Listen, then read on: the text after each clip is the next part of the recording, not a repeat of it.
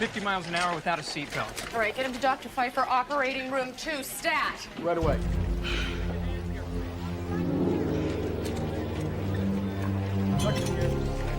Mark, can I get a better view over here? Better? Perfect. Now I just need to take care of this bleeder. Bob, how much blood do you have on hand? 4 units, not including the cell saver. Yeah, that should be plenty. Mark, a little more suction.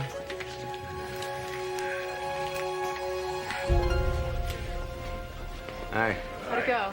Oh, close, but the good guys won. What's up? I just came by to tell you I got to cancel our dinner plans. Lieutenant Baker came down with the flu, and I got to pull a double shift. That's the 3rd time this week. Now tell me about it. Hello? It's for you. Dr. Sloan. Oh, hi, Jack. How are you? Well, I will if I can. What's the favor? Yeah? Well, that sounds tempting. Okay, I'll get back to you, Jack. Everybody go home and pack. And what shall we pack? Try resort wear?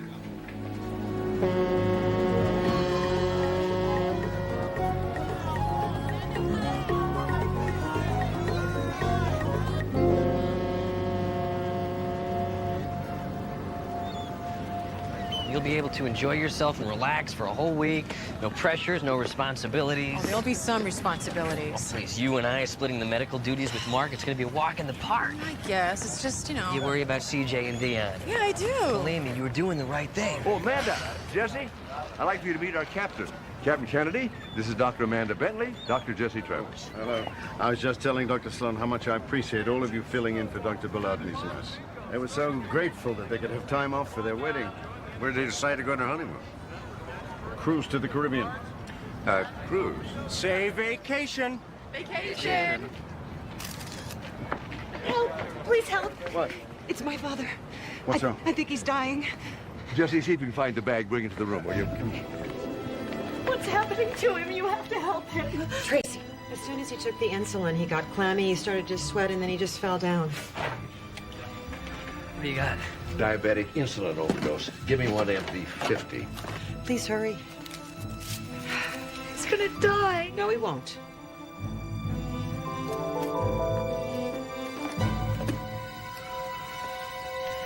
This should do it. What happened? Would someone get him some juice, please? Yeah. We thought you were dying. It appears you took an overdose of insulin. Tracy, go cry somewhere else. We thought you were dead. Well, I'm not. Could you please? Here, drink this down. You took 30 units of insulin? 10. Well, all the other ampules in there say 10, but the one you took was 30. Oh, my God. Dad, I don't know how this could have happened. I'll look into it right away.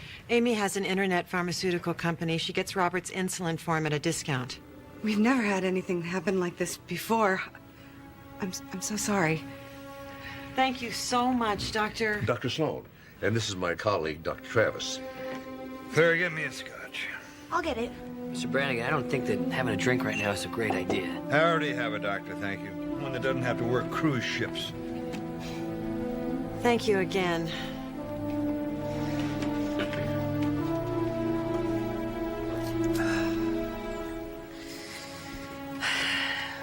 Say vacation.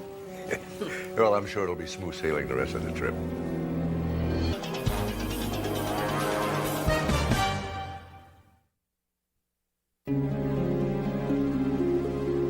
You should have seen the way he treated his wife and daughters. Well, maybe it was a reaction to the overdose. Sure, bad manners is a common side effect to insulin overdose. Okay, I think we're done here, and I'm famished. There's Dr. Sloan. There's been an accident. What happened? Just put her on the examination table.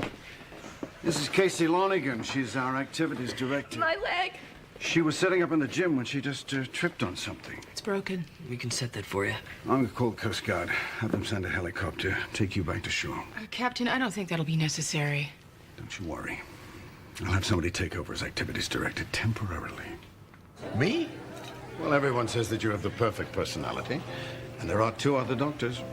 Captain, I really never got the hang of shuffleboard or bingo either, for that matter. Dad, don't sell yourself short. You were the bingo king at our church fair 3 years ago.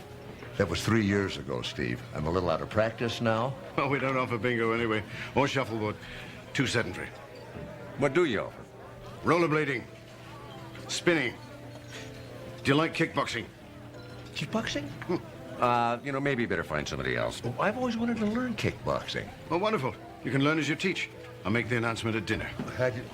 What announcement? I think you just said yes to the activities director's job. I did? Dr. Sloan, I wanted to thank you again for this afternoon and to apologize for my father's behavior. No, it was the least I could do. Oh, Amy, I'd like for you to meet my son, Steve. He's taking his first cruise with his old man. How do you do? Well, nice to meet you. Well, I hope you'll both sit at our table for dinner. Yes, thank you.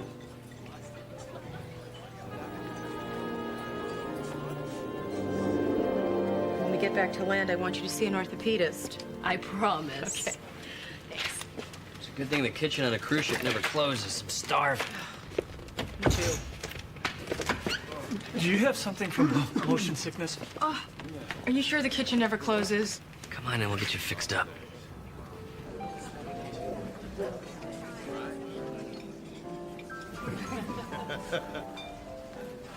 Well, if you'll excuse me, duty calls. Good night. Right. So I understand you own an internet pharmaceutical business. Well, that's how my stepmother characterizes it, but it's actually just the opposite. Meaning? Well, I'm a pharmaceutical research assistant. My specialty is drug interactions. I have a website that lists prescription drugs and the dangers associated with mixing them. That's a wonderful service. I'm proud of it. But it costs a lot of money to keep going. And if Dad doesn't give me a loan, I'm going to have to close it down. I thought everyone that owned an internet business was a millionaire. Hardly. But I do have a lot of contacts in the pharmaceutical world. If there's anything you need, I can get it for you wholesale. But you do have to have a prescription.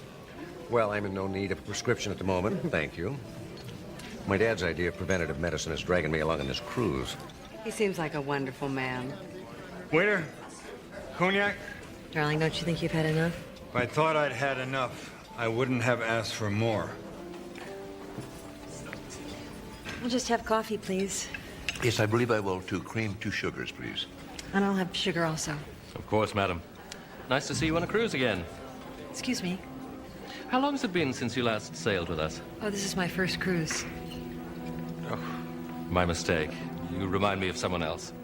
Do you have children, Dr. Sloan? Yes, I do, too. My son, Steve, whom you've met, and I have a daughter, Carol, up in Seattle. And do they love you? Well, they send me a tie every Father's Day, if that's any indication. Now, you see before you the issue of my loins. Robert, I think we should call it a night. How about it, Tracy, Amy? You love your dear old dad? You know, it is getting a little late. Maybe we should all turn in. How about it, Tracy? Are you going to tell the good doctor how much you love your old man? I do love you. I'd give anything to make you happy. What did you say? I can't hear you. I don't feel so well. What's the matter with you? Are you drunk? Robert, please. Well, Amy, it looks like it's up to you. Are you going to let these good people know how much your father is loved? What, have I raised 2 daughters incapable of human speech? If you don't feel loved, there's nothing that I can say to change that now. What? You're making a fool of yourself, and you're embarrassing your family. That doesn't change how much I love you, but I will not be bullied into declaring it either. How dare you speak to me like that? Don't think I won't change my will. I'll change it tonight. Robert, please. I'll go talk to him.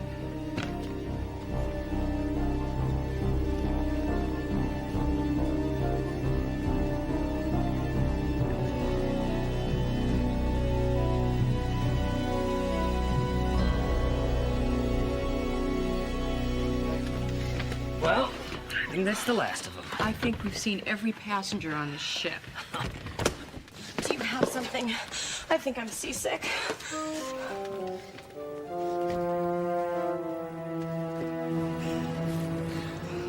He didn't want to see you? He told me to go away and mind my own business. Might be best if he just sleeps it off. Booze isn't my dad's problem. He has a lot on his mind. There's things going on. It's complicated. Want to talk about it? Thanks. Can't help feeling sorry for your stepmother. Claire's okay, I guess. You don't like her.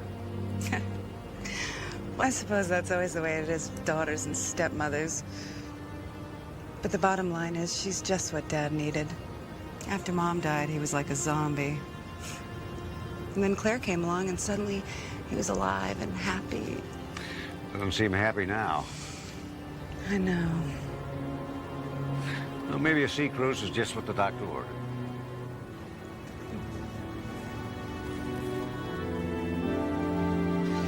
I haven't worked this hard since residency. Amanda, let's split Mark's medical duties. It'll be a walk in the park. You're the one who said you needed a vacation. I'm too tired to argue with you. I'm too hungry to be tired. Jay, yeah, check tip 14. I need some more forks over here, please. I'm sorry, the dining room is closed. Well, where can we get some food? On the promenade deck. 6:30 tomorrow morning. What? Breakfast. Well, I won't last until breakfast. There's gotta be some food around here somewhere. Do you like sandwiches? I love sandwiches. Extra mustard, hold the mayonnaise. I'll take his mayonnaise. I'll be right back. Sit wherever you like.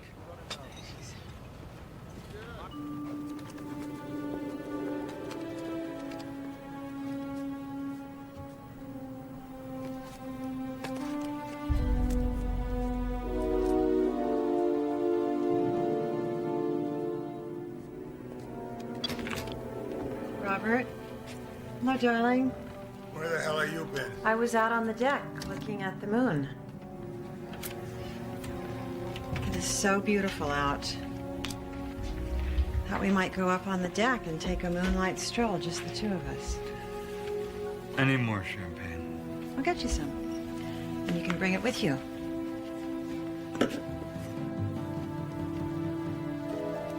So, how was your talk with Amy? You know, I really don't want to go into that right now.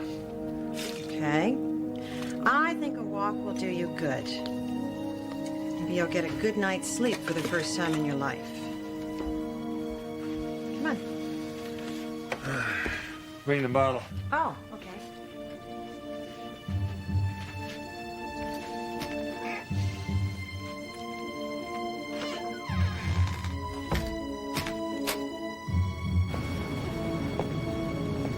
See, this isn't so bad.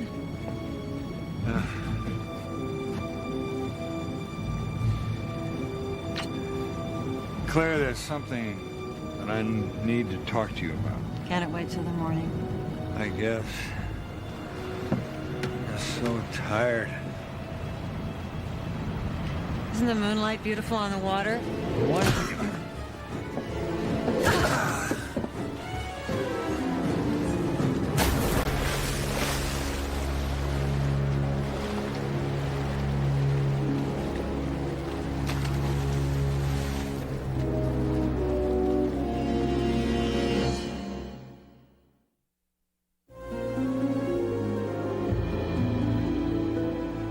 Okay, that was very, very good. Now let's try it again, only let's go in the right order. Say it after me. Shuffle, step, ball, change. Very good. Are we ready? I signed up for kickboxing. Ma'am, I'm sorry. I'm kind of filling in here today. I can guarantee you one thing, though. Tap dancing will give you a very good cardiovascular workout. You were doing it right. Okay. Okay, we'll just do the step, shuffle, step, shuffle, step, shuffle, step. You got the rhythm of that? See how easy that is? Okay, let's see you do it. Step.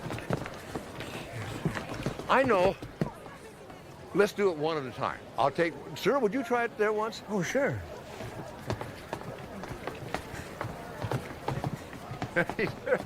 You know anything about kickboxing? No, I'm a dancer. Listen, would you take over the class for me a moment? I guess I wouldn't mind. Thank you. Okay, chins up, chest out. Everybody act like dancers. Come on. Dum dum dum. Da da da da da da. Have you heard any more about your husband? No. No, I thought he'd just taken a walk, so I didn't worry. Guess I must have fallen asleep, and I woke up about 3 in the morning, and there was still no sign of him, and that's when I called for help. You know, they'll search the whole ship. They'll find them. They say they've searched everywhere. Captain even ordered out the launch boats a couple of hours ago. I don't even want to think about that. I'm sure he is on board this ship somewhere. I'll help you look for him. Make you feel better. You know, Mark, they keep asking me if he was suicidal. I mean, he was under a lot of pressure lately, but you don't think... No, too soon to think anything. I should go back to my cabin, because if he is on board, maybe he'll come back. Will you come with me? Of course I will. And then my son said, "Don't worry about Dion, Mom. I'll take real good care of him." My mother's with him. You miss them? Do you have children? I call them every night. It must be hard. I mean, being away from them for weeks at a time. I tell them stories about places I've been. This is good. Extra mayonnaise. I never forget a special request. Do you have anything for a really bad sunburn? Yes, we do. Mrs. Yates, is it not? That's right. This is your third trip with us, I believe. How'd you remember that? Food. You're partial to peanut butter and cinnamon sandwiches on toasted rye bread. Who could forget? I wish my husband had half the memory you have. Thanks. You don't remember when my anniversary is, do you? I'm afraid not. Can't have everything.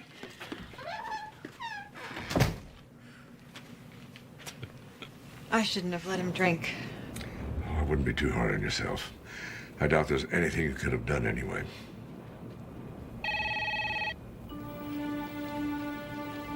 Did you get it?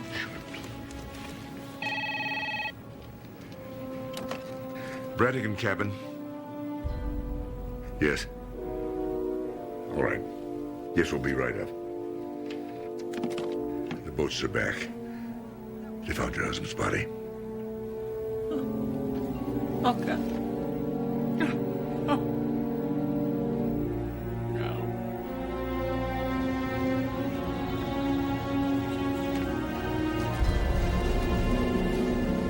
Robert.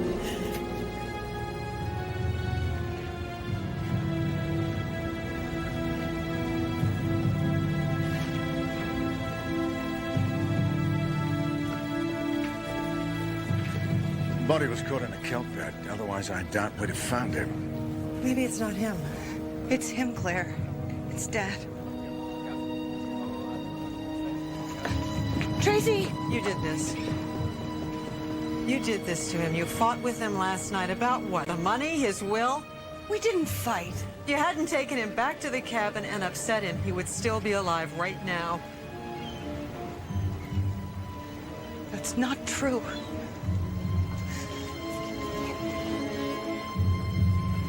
We'll take the body back to the sick bay. Dr. Bentley's a pathologist. She can do the autopsy. Mrs. Brannigan, I'm so sorry for your loss. Thank you.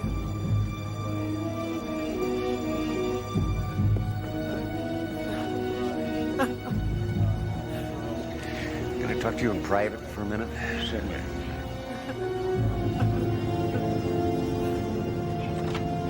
Brannigan had 2 life-threatening accidents in 2 days. Coincidences like that give me funny thoughts. Well, you think it was murder? I think it's a real good possibility. Well, how could you prove homicide? There were no witnesses. There's no weapon. Well, first we'll check the pathology report. That should give us a pretty good idea of when he went overboard. Then we'll have to figure out where everyone was at that time. That could be easier than you think. The ship's card key system uses the central computer. Every time a guest uses his card to open a door. That's great. Let's start with the wife and daughters. They all entered their rooms before midnight.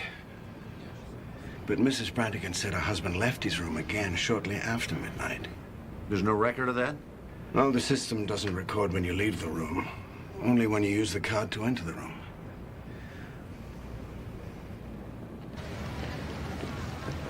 I can't live without him. What am I gonna do? Don't say that. I don't even want you to think that. Tracy? You have to give me something. Please, I feel like I'm coming out of my skin. You have to. Tracy. No, it's okay. I can give you something. You can. Sure, if that's what you really need. But you'll do me a favor first? Take a walk with me around the deck, and take some deep breaths, and talk about your dad? Okay. I know he didn't believe me, but I really loved him. I believe you. Amy, I'm so sorry. Your father went with my dad, with his body, to the medical bay. You all right?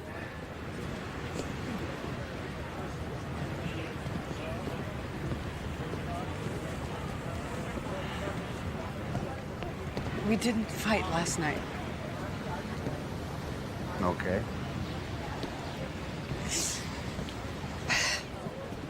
My father had a brain tumor. That's why his behavior became so erratic. No one knew, not even Claire. He didn't tell his wife? He didn't want any pity from anybody. I promised him I would keep it between us. I wonder now if I did the right thing.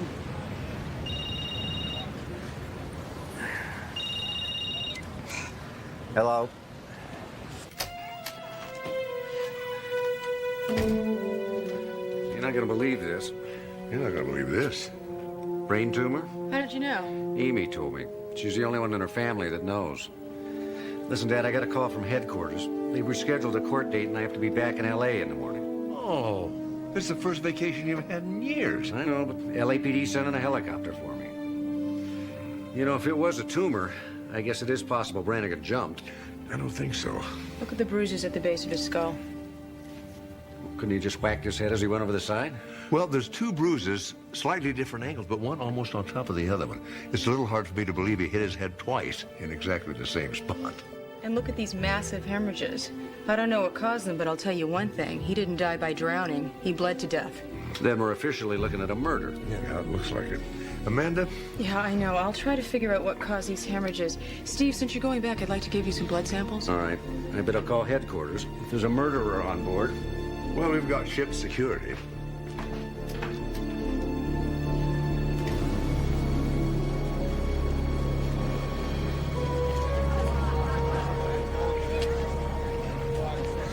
Last night at the table, you thought you recognized Mrs. Brannigan from a previous cruise. Well, one cannot be infallible. Dr. Bentley commented on your remarkable memory. Lawrence, if you know anything, it would be in the ship's best interest to cooperate with Dr. Sloan. Well, I'm certain she was on a cruise before. A different ship, but perhaps I'm overstepping, but I believe there was a death on her first cruise as well. Do you know when that was? I'm sorry. Look, you've seen how many people there are on this ship, and we go out almost every 2 weeks. Would you like coffee? Yes. Cream and 2 sugars, correct? Very good. God gives us all gifts. For a waiter, this is a good one. Wait. Madam had the baked Alaska, but never the sauce. Therefore... It must have been on a cruise to Alaska. Company tried it out on that run. Could we find out what year that was? Certainly, but that's not going to give us the names. Captain, do all the passengers have their picture taken when they come on board? Yes.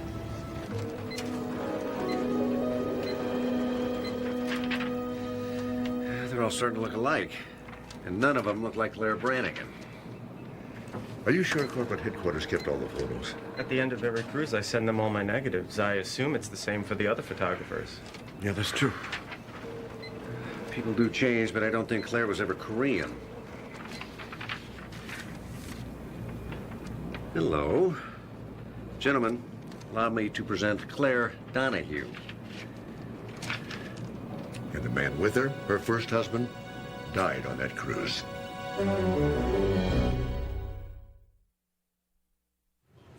I look so young here, don't I?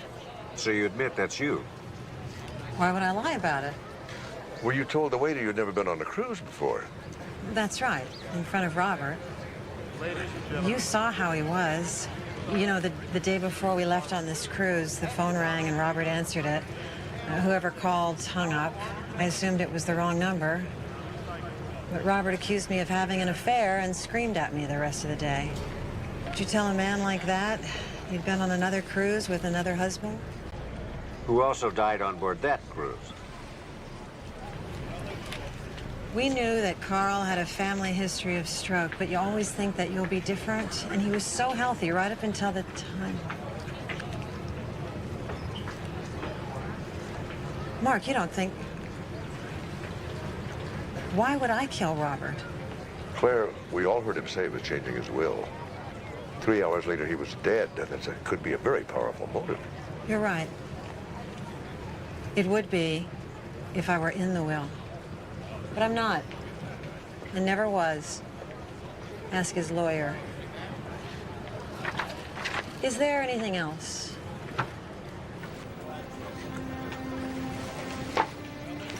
You know, Mark, I thought you were a gentleman.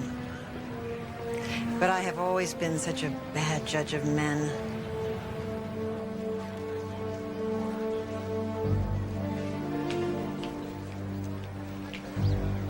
What do you think? I think she's one of the smartest women I ever met. When's the helicopter picking you up? Oh, I'm way ahead of you. While I'm back there, I'll look into what happened to Claire's first husband.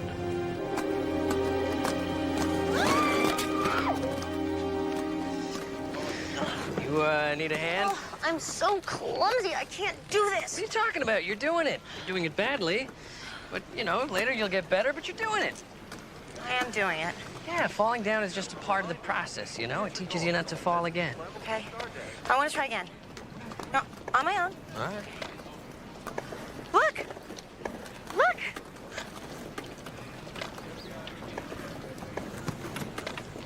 Why'd you stop? You look so good. I shouldn't be... I mean, Dad just died. You don't have to justify anything to me. Now keep going.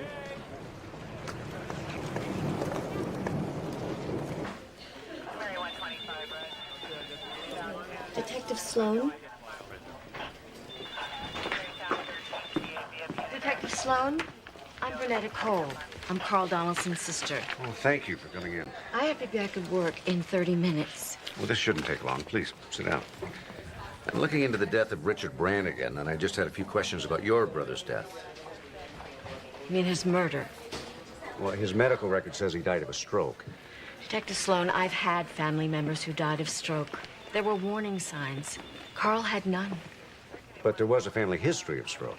Yes, but they were smokers. They were seriously overweight. Do you know what Carl's hobby was? Running marathons. My brother died just 3 months after Claire took out a big insurance policy on his life. I guess you didn't know that, did you?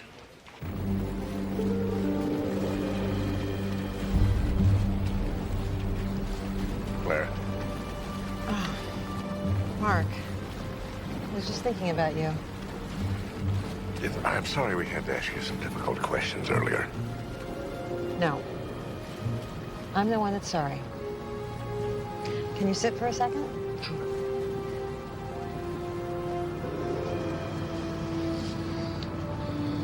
If Robert was murdered, I want to find the killer, too. You're, married, Sir Robert. I know. I'm sure it didn't look very happy to you. But, Mark, he didn't deserve to be murdered. Investigate everything, and I'll do whatever I can to help you.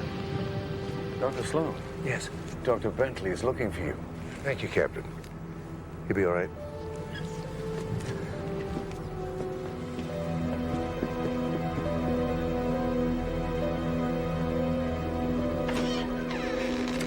Hi, this just came by fax. See what I was talking about?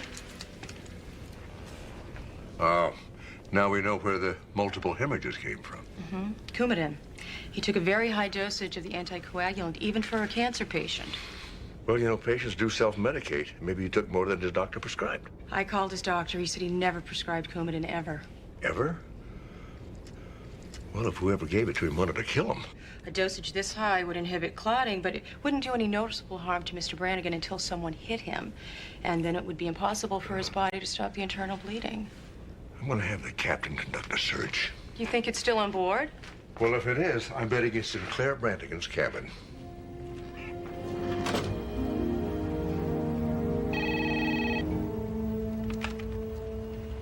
Hello?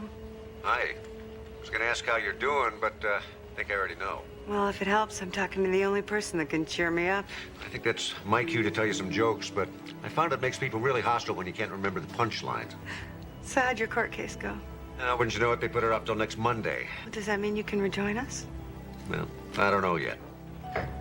Oh, someone's at the door. Can you hold on a minute? Sure.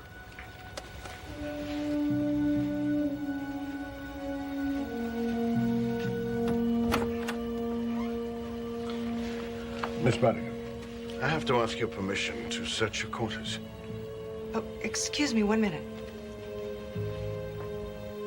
I'm sorry, Steve. I'll have to call you right back. All right. So, what are you looking for?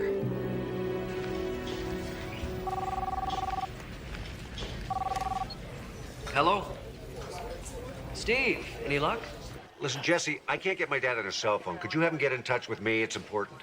Yeah, okay, no problem. I, tell him as soon as I see him. I gotta go. Captain Kennedy. We found the drug that killed Mr. Brannigan and in his daughter's cabin. I swear, I have never seen that bottle before. You have to believe me. Amy? Amy, no! They can't take you! Look, are those cuffs really necessary? It's maritime law. Have to hold her in the lockup until I can hand her over to the port authorities. She didn't do anything. Tracy, I need you to call Father's lawyer, Robert Holmes. No, I can't. No, call him. He'll know what to do. She loved him. She wouldn't kill him.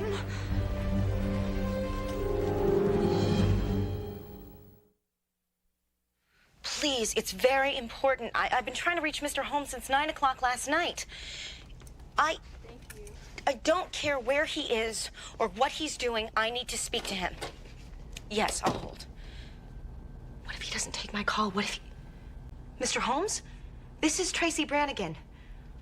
Not too well, I'm afraid. My father's had an accident. I can tell you about that later. The important thing is, my sister is being held on suspicion of murder, and I need for you to arrange for bail immediately. Yes, I will. All right. Thank you. He said he'd take care of everything. That's great. Oh, Jesse, I was so afraid. But you did it. I mean, you made the calls, you got him to listen to you. You did great. I'm so tired. I haven't slept in so long.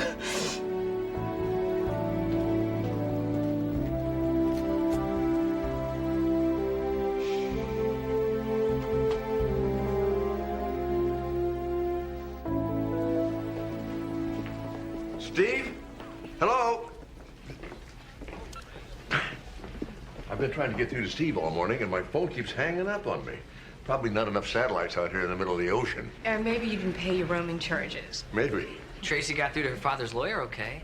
You should have heard her. She was forceful and confident. You haven't heard anything from Steve at all?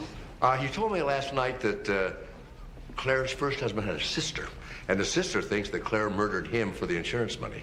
And I'm sure you've checked for insurance policies on Robert. Nothing. She's not even in the will. She has no motive. We can't tie her to the weapon. Well, I suppose Claire could have planted it in Amy's room, but where would she have gotten it from? Amy had the drug contacts. Yeah, I know, but that's a little bit too tidy for me. I think Amy's being set up. Let's say Claire did kill Robert. Let's say she gave him the drug, followed him out onto the deck, and then killed him. What, did she spend the rest of the night out on the deck? She called the captain about 3 a.m. from her cabin. Okay, but then how did she get back into her room?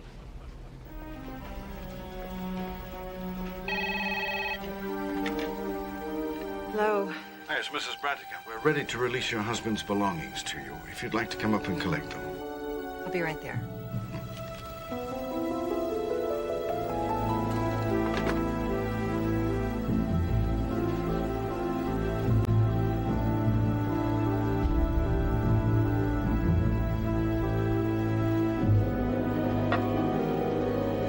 Mark. What are you doing in Amy's cabin? I'm looking for evidence. Oh. You really think she's guilty? Well, she had a motive, and had the opportunity, and she had the means. And she admitted that her business was in trouble, that she desperately needed money. And there was the thing, the argument with her father. Well, you saw that. And then, of course, we found the vial in her room. As hard as it is to admit it, does seem like she's the killer. Except there's some things that just don't add up. Like what? Well, there's the matter of her father's brain tumor. She's the only one who knew about it. Now, why kill a man who's going to be dead in 6 months anyway? Robert did threaten to change his will. Maybe she was afraid to wait. Yeah, that could be. But then there's the thing about the card key. The card key. Mm-hmm. The card key records whenever anyone unlocks their door. Now, the computer reports that Amy let herself in at 12:45 a.m. and stayed in the night. The pathology report says her father died around 1:30. Now, we know Amy didn't unlock her door again until after breakfast in the morning. I see what you mean. Doesn't seem likely that she would have wandered around the ship all night. No. But, Mark, maybe she did what you just did. Blocked the door from closing and locking somehow. And you did find that drug in her room. But her fingerprints were on it. Whose were? No one's. Oh. Maybe she wiped them off. But the thing is, why keep the vial at all? I don't think she committed the murder. Well, Mark, I don't understand. If you don't think she's guilty, why are you looking for evidence in her room? I'm looking for evidence pointing to whoever is trying to frame her. Oh, of course.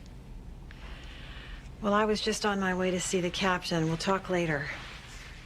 You know, I don't know how yet, but I have a feeling the key to this whole thing is the Coumadin.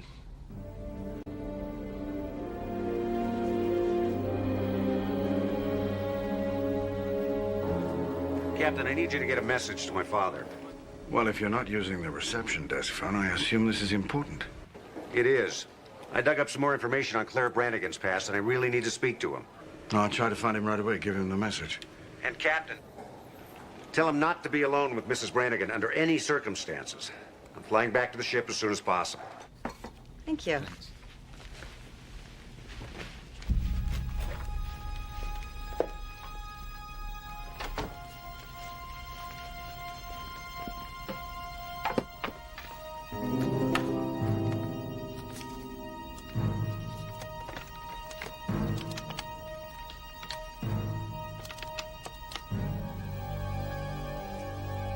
Mark, it's Claire.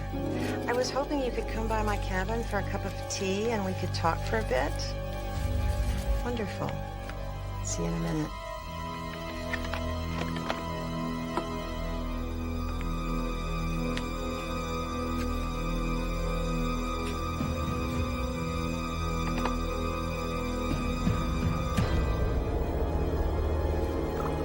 I'm a woman of few regrets.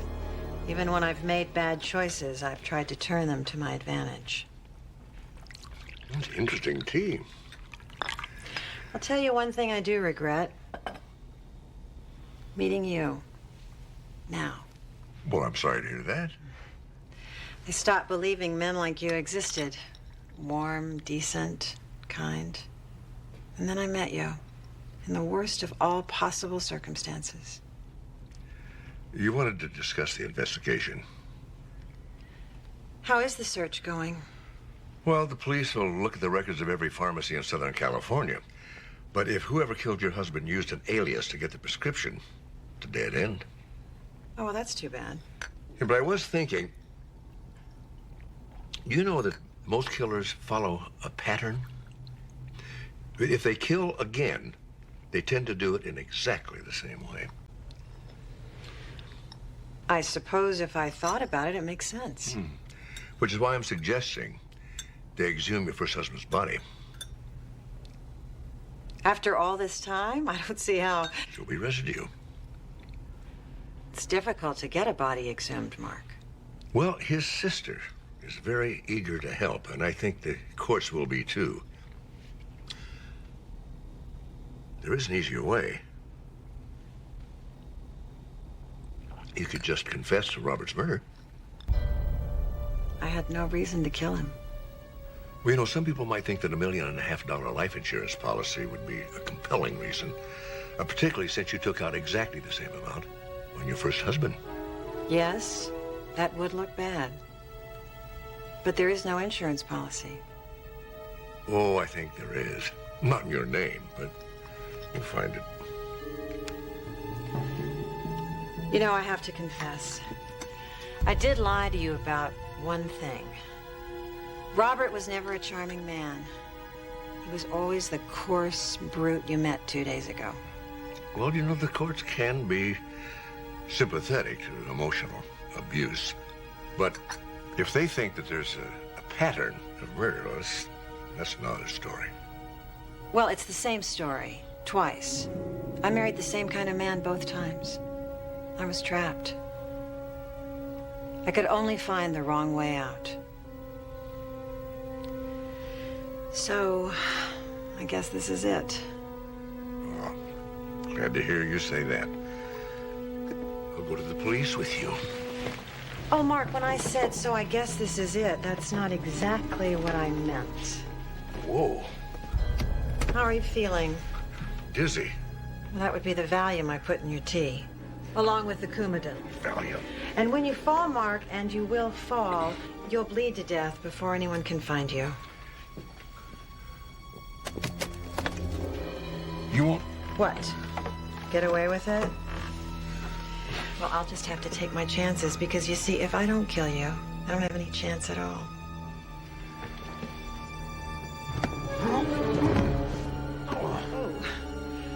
Good night, sweet prince. Too bad I didn't have an insurance policy out on you. Don't move, Claire. You're under arrest for the attempted murder of Mark Sloan. All right, Mark, hold on. I'm going to give you another dose of vitamin K. Another? You've already given him vitamin K? Well, it's necessary for clotting. Counteracts your favorite anticoagulant. But you know that, don't you? Being a registered nurse. Oh, you've been busy. I'm going to read you your rights. Then there's a helicopter waiting to take you back to L.A., where you'll be charged with 2 counts of murder and 1 count of attempted murder. Valium. Never expected Valium. Okay, I got it under control. Oh! Whoa. Are we in a storm? This is rough weather.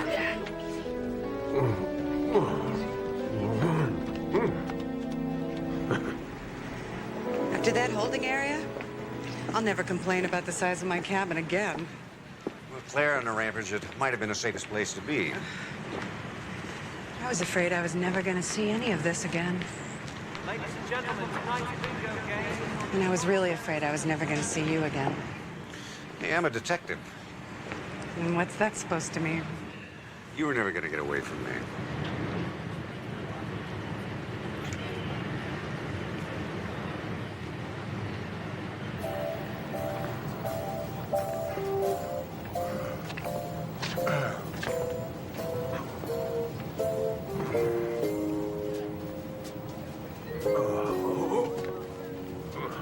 Dr. Sloan? Oh, I'm sorry, you're napping. No, I'm wide awake. Sit down. I just came by to say thank you. I don't know why you cared so much, but my sister and I will always be grateful to you. No, it was my pleasure. Well, if it wasn't for you, I don't know what else to say except thank you.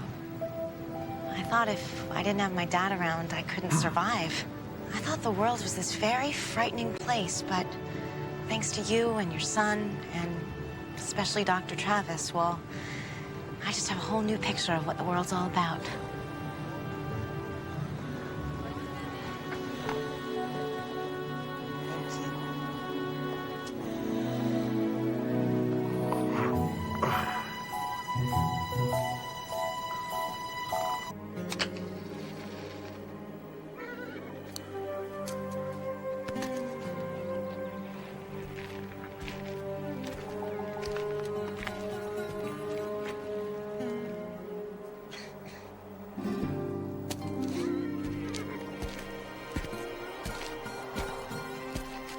I told you once before, Miller.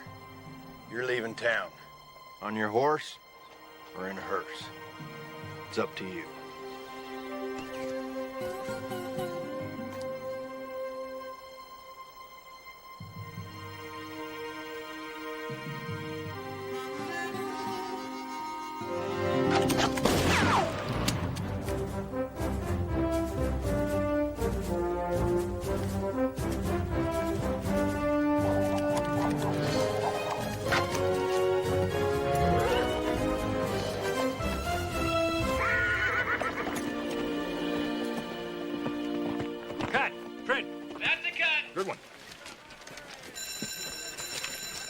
So, gang, you all having a good time? Are you kidding? They may never leave here. Just being here on the set and seeing Dash Donovan, this is so cool. You know, for the kids, that is. I think that Alex is the show's biggest fan. Speaking of big, CJ, is that really you? Hi, Mr. McLean. Hi. Bob, I'd like you to meet Dion. Ah, the new addition to the family. Handsome young man. Yes, he is. Dion, this is Mr. McLean. He's the show's stunt coordinator. He got us passes so we could watch the filming today. Thank you, Mr. McLean. My pleasure. You a big Dash Donovan fan? Yeah, he's pretty cool. I guess. Yeah, right. Well, stick around, guys. The next scene up should be even better. Bob, I've got to get back to the hospital. I had no idea it took this long to shoot these things. Oh, what a shame. Just when Dash Donovan's big scene is coming up. Thanks so much for having me, kids. It means a lot to them. You bet. Say hi to Steve. I will. See you. Bye. Hey, Alex, would you grab some shots for me? Just... Thanks. See you. See you, Mark. Bye.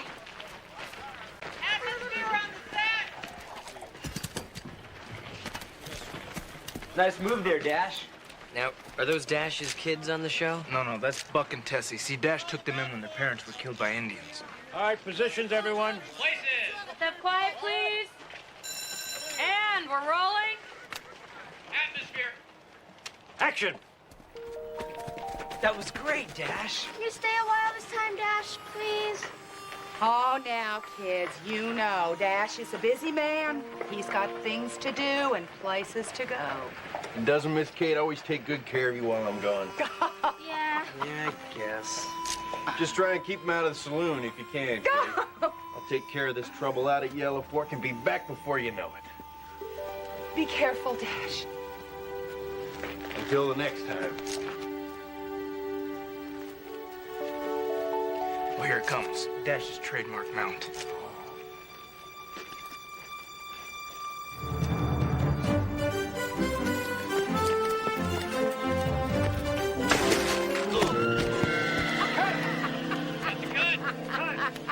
Oh, man, I do this again?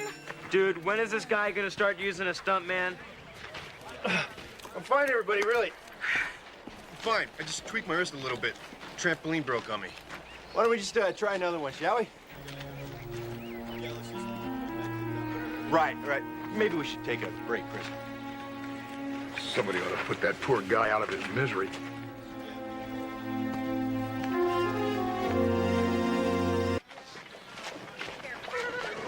Now, these fans here keep the bag inflated. Then, when the stuntman falls into it, these bungee vents pop open, releasing the air gradually and just cushion his fall. But doesn't Carl do his own stunts? Yep. We just stand around wasting time and film until he gets one right. Not now, Jimmy. Why? One of these times he's going to really bang himself up. That or somebody else, and then we're all going to be in a world. Who's the coordinator here, you or me? You are. Just go help set up the airbag, will you? If you all excuse me, I gotta go to work. I'll see you later. Do I detect a little note of discord in Saddlebrook? Hey, I'm sure there's nothing unusual with the crew having their differences on a big show like Frontier Dad. What? Apparently, it's not unusual at all. You can't do this to me, Bradley. I have a contract. You tell him, Phil, you're my manager. She's right, you know. Just try and ride her out and see I'm what sorry, happens. I may be the producer, but it's not to me. It's the network. It's the ratings. Ratings?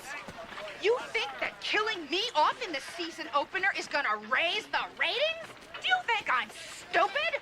We know who's behind this, Brad, and if Carl thinks that he can get rid of Jeannie that easily, he's even dumber than I thought. This is what I think of your season opener.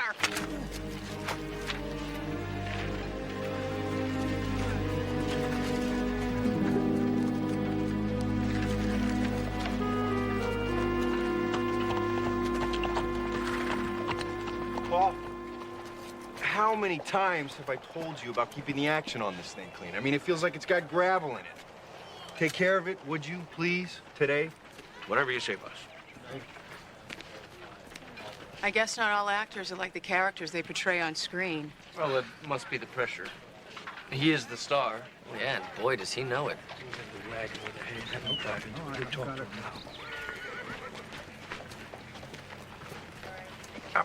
All right, that's it, Carl.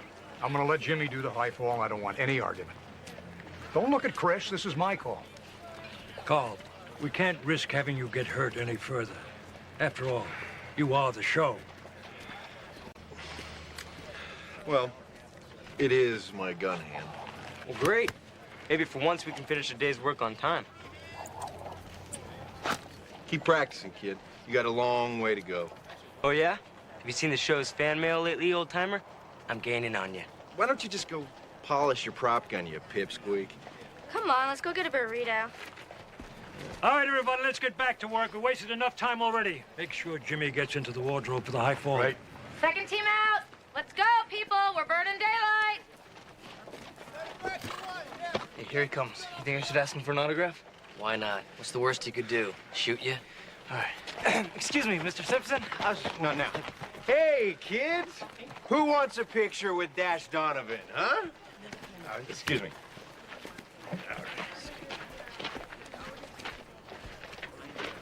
Okay, smile. All right, okay.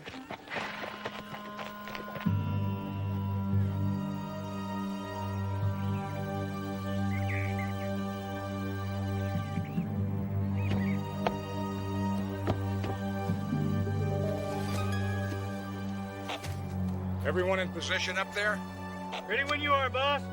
All right, Jimmy, on action. I want you to edge out to the roof. Jack, you come up behind him and fire. There'll be a near-miss bullet hit. Jimmy, that's gonna be your cue to take the fall. But not before you hear me say go. I got 3 cameras on you, and I don't want to miss this, okay? We got it. Let's go. If I'm not mistaken, to get away, Dash is gonna jump off the roof. It's pretty cool, huh? Well, please tell me you realize that even on TV, a jump like that would kill a man. No, Jesse. Bob already said they're gonna get another shot of Carl landing in the hay wagon. Then he's gonna bounce up, gun in hand, and shoot the bad guy off the roof. Killing him. No, it's the Quality Family Network, remember? You see, he'll fall on the horse trough, only wounded. Because Dash never kills anybody, he only wings. Oh, that's nice of him.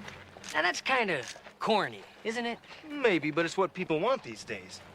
You see, Frontier Dad's kind of like a throwback, like a Lone Ranger. Who? Or Roy Rogers. Who? All right, quiet all around. And let's go. All cameras ready? And action! Camera 1! Rolling! What the heck? Camera 2! And camera 3! Rolling! Hold it! Go! Jimmy, no!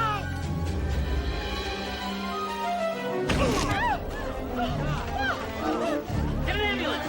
Transportation calling, get an ambulance here now! Don't move! Don't move! I'm coming down.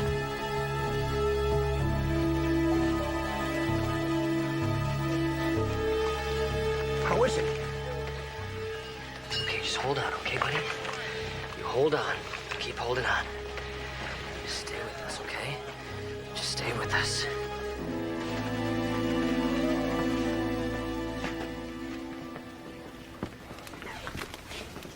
I'm sorry, Bob. We did everything we could. Oh, no. Jimmy. It was an accident. She's right. There's nothing you could have done. No, it's my fault. I set it up. He depended on me. You took every precaution. No one could have foreseen a short circuit. Well, someone sure foresaw it. As a matter of fact, it looked like it was planned. What are you talking about? Well, we went and took a look at the junction box. It was full of coffee. Someone poured a whole cup on it. Now, if you want an airbag to malfunction, that's a hell of a good way to do it. If that's true, it was murder. Oh, my God. I almost did that stunt myself. I don't believe this. I saw the box short out. I tried to stop him. I told him to hold it. What the hell are you talking about? You told him to go. On the radio, I heard you. Hell, everybody did. No, I didn't. I swear. Bob, we better have a talk with Steve.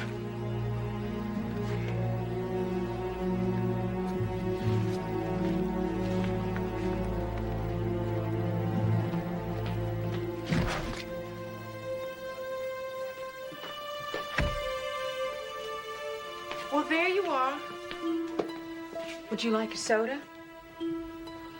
No, Since when don't you want a soda? I'm not thirsty. Dion, I know that you saw something terrible today, and I am so sorry that you had to see that. You want to talk about it? It's no big deal. Someone must have tampered with my radio, switched the channels or something. I don't know. I checked with the sound department. All the radios are accounted for and were set on the proper channel. When you talked to the guys on the roof, the radio was working? Yeah, it was fine. And you had it right up until the stunt. You didn't leave it anywhere. I'm not sure. I don't know. I might have put it down for a minute when I made the final safety check on the airbag. Bob, I have to ask, did you have any personal problems with Jimmy? No, Well, I mean, we had our differences. He was ambitious. He made no secret about wanting my job, but I wouldn't kill him over it. You said before that Carl insisted on doing his own stunts. Yeah. Wait a minute. You think they were after Carl and got Jimmy by mistake? I think we have to consider that possibility. Can you think of anybody that had something against Carl? To know Carl is to have something against him. I can't think of many people on the set who don't want to kill him at times. Including stuntmen? He puts people in danger, Steve. Sometimes he makes my job almost impossible. But I wasn't trying to kill him, and I didn't kill Jimmy. Steve? Look, Dad, you know I'll do everything I can, but this plan of yours... It's a little unconventional, I'll admit. Unconventional? Dad, I'll never get clearance for it. Come on, it's something you've always wanted to do since you were a kid. Look, Dad, we've already discussed it. I'm sorry, but no, I'm not doing it, and that's final.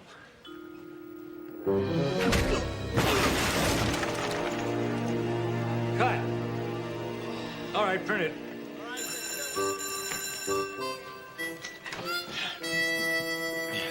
Carl, this is Steve Randall, your new double. Until we clear up Jimmy's murder, he'll be doing all your stunts from now on. Understand? You okay, Steve? Oh, yeah. This guy's perfect.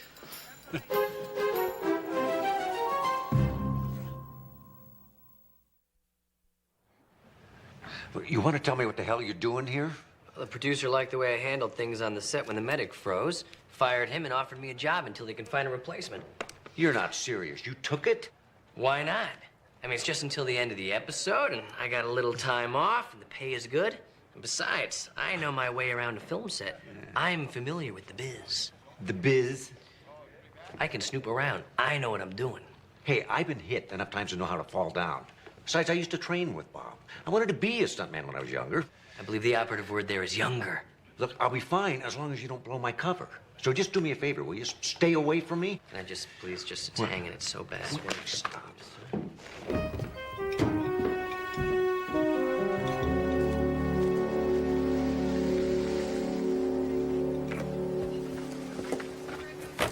You don't mind, do you, sport?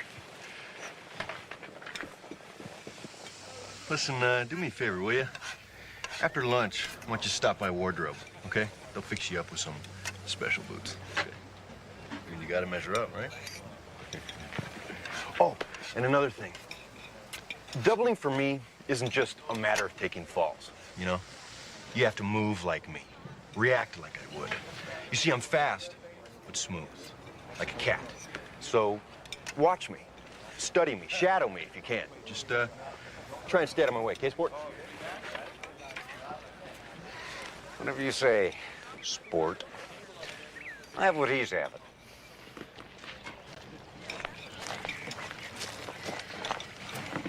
I just wanted to say thanks again, Mr. Perkins. I can't tell you enough how much I enjoy being on the set here. Lucky you. I tell you, if I were a producer, I would be on the set all the time, watching over things, keeping my finger on the pulse of the show, so to speak. Doc, if you produce this show, you do it from your office. Oh, no, that's not correct. I'm a hands-on kind of guy. I'd be here all the time. Yeah? Well, if Carl wanted a hands-on producer, I wouldn't be banned from the set. Banned? You were banned? Yeah. I create the show for Carl. give him the role of a lifetime, and that's how he repays me. You're still the producer, aren't you? Only a title. If I had any guts, I'd tell him to shove it. But as long as I hang around, they have to pay me. And I just love sticking that to them. I didn't realize show business could be so brutal. Yeah, it can be murder. Well, bless you. Allergies? Thanks, no. Guess it's just all the dust around here. Yeah. With me, it's horses. I can't get anywhere near them. I start sneezing, my eyes swell up, and I can't hardly breathe for hours. Me working on a Western, that's pretty funny, huh? Yeah. Say, you know, I've been around stuntmen all my life. Used to be one myself. How come I've never seen you around? I've worked overseas a lot, you know, Italy, spaghetti Western. Been up in Canada the last few years. I've done some work up there myself when I was starting out. Even coordinated a couple of shows before I got this bum leg. What happened? Go ahead, tell him, Paul. I'm surprised he hasn't already heard. That's ancient history, Jack. You know I don't hold that against Carl. Well, that's mighty big of you, Paul. But don't you think you should tell him for his own protection? See, the first year of the Frontier Dad, Carl decided that he was going to do his own stunts, but he screwed up. Paul here had to pay the price. Carl ended his career. Must be pretty bitter. No, I'd be. Nah, you know stunts, it can happen. Besides, I like doing props.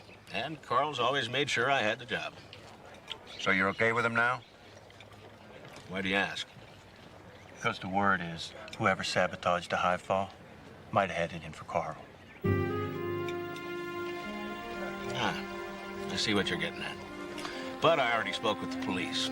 I was on a shopping run when that stunt went bad, and I have time-coded receipts to prove it. Lucky for me, huh? Yeah. Lucky for you. Howdy, boys.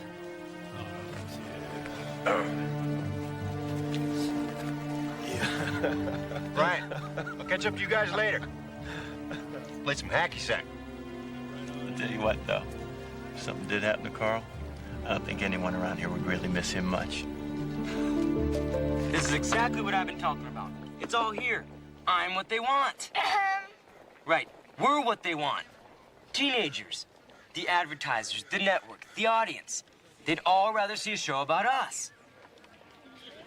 The old man over there is almost 30. Yuck.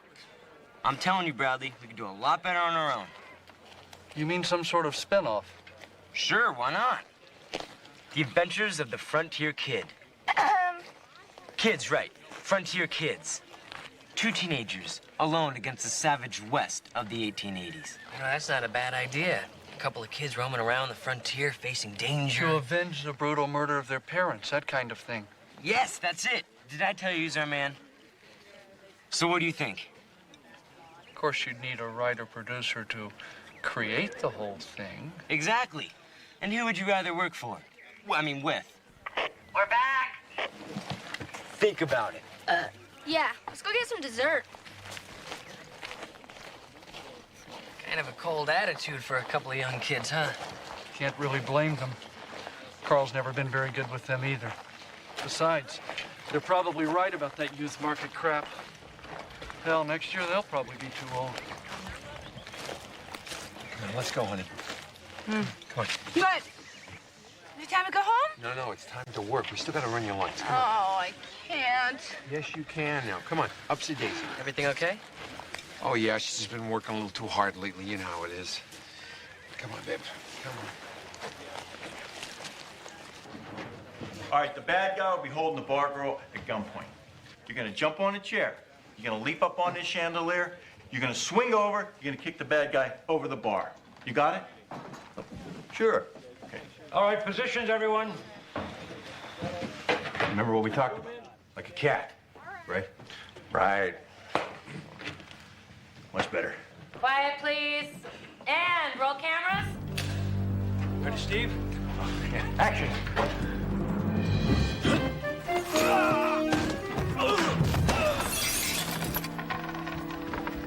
Cut! Cut! I think we need another take anyway. I mean, the whole jump to the chair and the leap to the chandelier should be much more graceful. And cat-like, huh?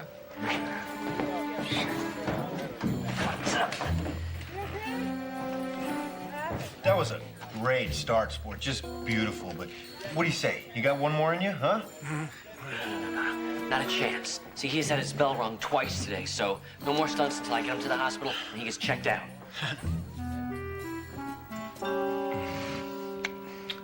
Seems the little town of Saddlebrook is just overflowing with murder suspects. Yeah, follow my finger. We're going to have to narrow down the field a little bit if we're going to help Bob. Well, the prop man's the only one with a solid alibi so far. Hey, guys, check it out. Bob sent over the dailies. Oh, good. Do we get to see Steve go bye-bye? Steve didn't go bye-bye. Now, that was today. This is the footage from the past few days. Oh, good. I wanted to have a look at that high fall. So, how about you? Did you have any luck? Oh, the food is awesome. I had lunch with the two kids from the show. They're pretty ambitious, and they don't seem to care much for Carl, but I really don't think that they're capable of murder. Oh, and you know the producer, Bradley Perkins? Well, it turns out that Carl has stolen all control of the show away from him, and he's not too happy about it. Anyone else? Yeah, there's Jean Malone, who's under the impression that Carl is trying to write her out of the series, and she's ready to put up a nasty fight. Wow. Yeah, and we're just getting started. Jesse, you're the medic on this show. Do you think you could get into the company's medical insurance files, see if anyone else has been seriously injured or disabled because of Carl? Of course I can. So, I get a clean bill of health? Well, for the time being, but you be careful. No more dangerous stunts for at least a couple of days. Hey, don't worry about it. Careful is my middle name. Just kidding. Taxi! Whoa!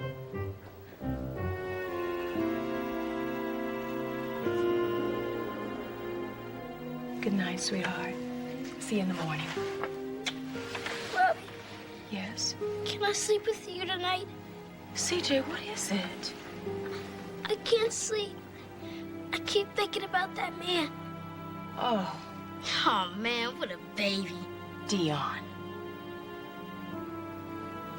Son, it is perfectly normal for you to feel the way that you do.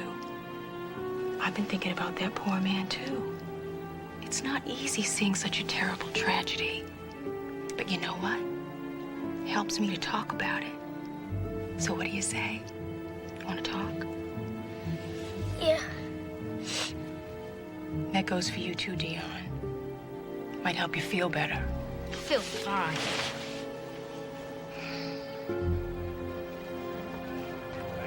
Dean, I said I needed at least a dozen extras for the big explosion scene, and now I hear that the production manager is only allowing me 6 people. I'm afraid so. Sorry.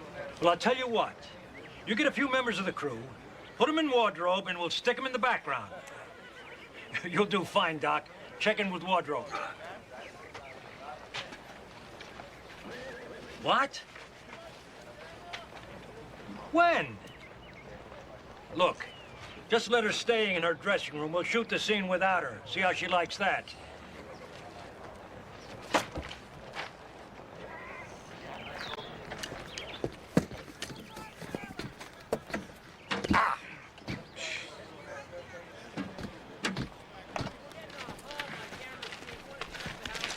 Oh, Jess. What's your rush? I'm gonna be in the show. What are you playing? Cowpoke number 4. It's better than Cowpoke number 5. Did you find anything out? Yeah, I was in the production office and I was able to sneak a peek at those insurance records. Cute secretary, Melanie. Blue eyes, blonde hair. I get the picture. And? And nothing much, I'm afraid. I mean, a few stuntmen and an actor were injured on the set of Frontier Dad because of Carl, but nothing too serious. The stuntman refused to work with Carl ever again, and the actor, well, he got his own series, so he didn't really press the issue. That was all in the medical records? Well, Melanie sort of filled in the blanks. Where are you taking her to dinner? I'm hoping she likes barbecue. Good luck, partner.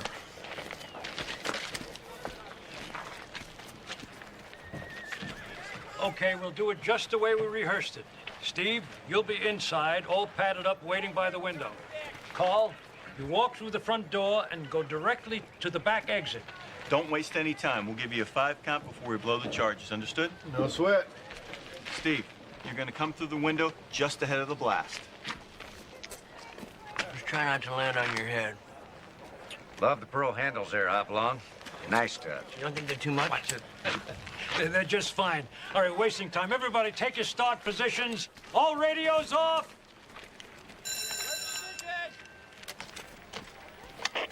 Quiet.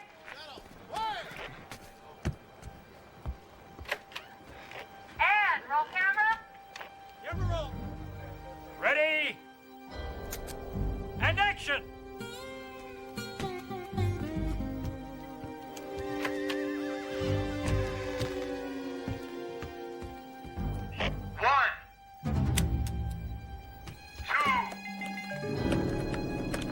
Steve! 3. Steve! 5.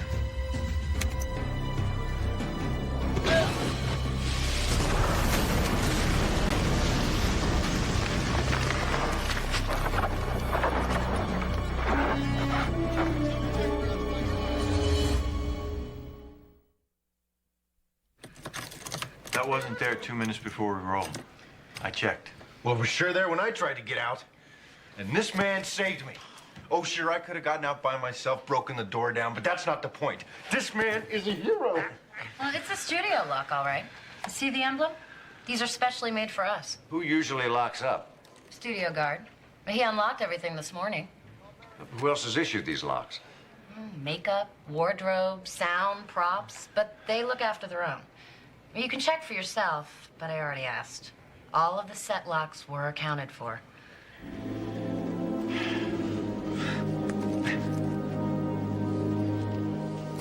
What did I tell you?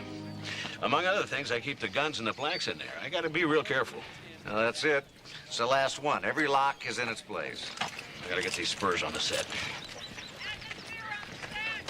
So, if none of the locks are missing, then how is... I don't know. Someone must have fabricated one. Just made a copy and brought it to the studio with them.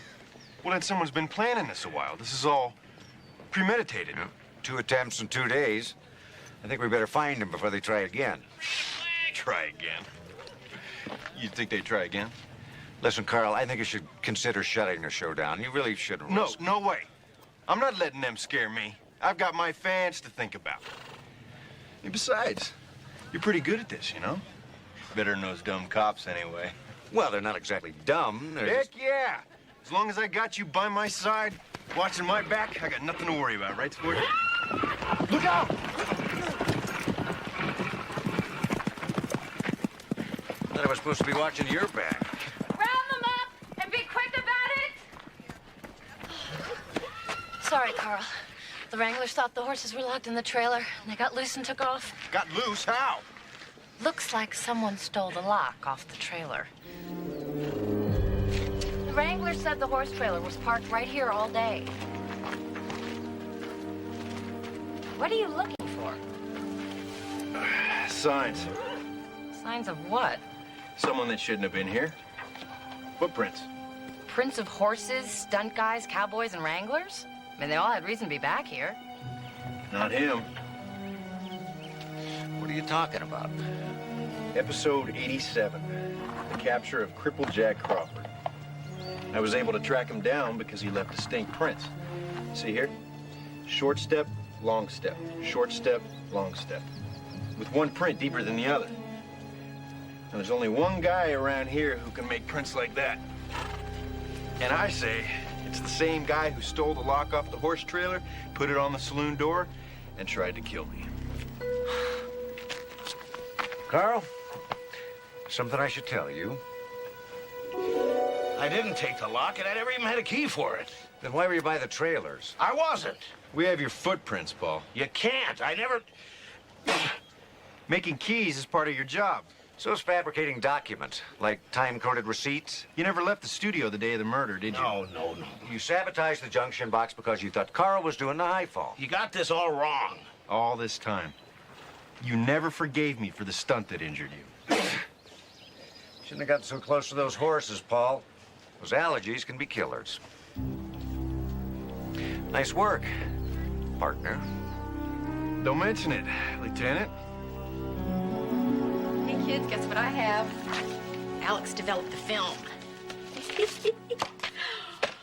Look!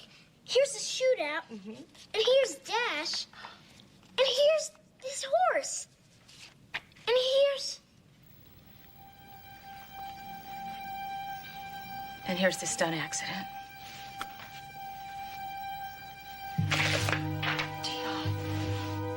You know about the camera, didn't you? Knew what? You knew that I lost the camera. Your camera? Is that what's been bothering you? I never knew. You gave me the camera.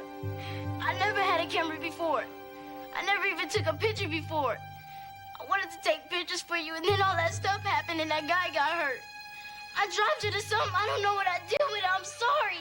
I'm sorry. It's okay. I'm It's sorry. okay, honey. It's just a disposable camera. It doesn't even matter. I'll... Dion. Were you ever in trouble for losing something? My lunchbox. And were you punished for it? That's when I broke my arm. Oh, my God. I'm so sorry. Everything's gonna be okay now. And we're gonna find your camera.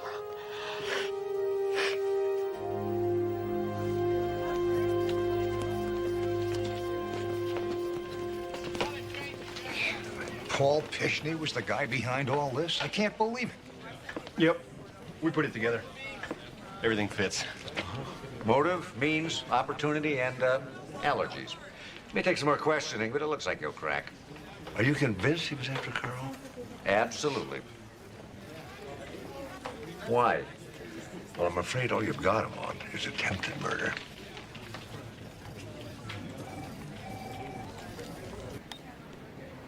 What did you expect to find in the dailies?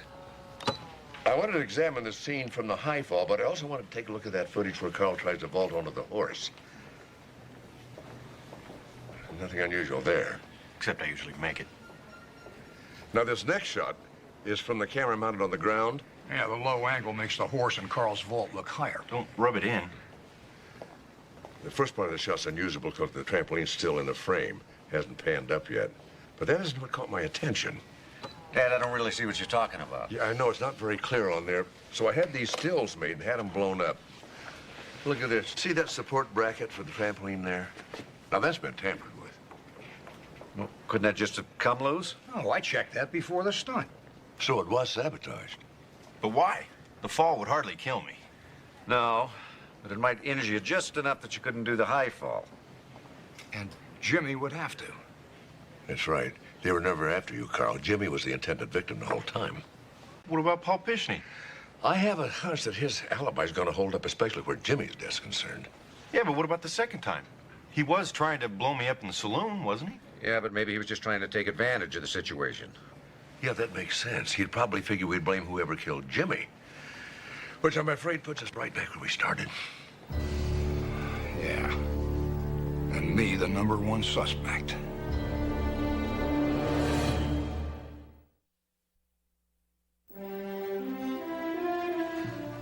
Are you sure you want to do this? The episode's almost finished. Yeah, there's still a killer roaming around. If I'm gonna help Bob, I gotta see this thing through. Well, just be careful, will you? I will. And I'm actually gonna miss all this. Kind of grows on you after a while. I told you it'd be fun. All right, I admit I got a kick out of being Dash.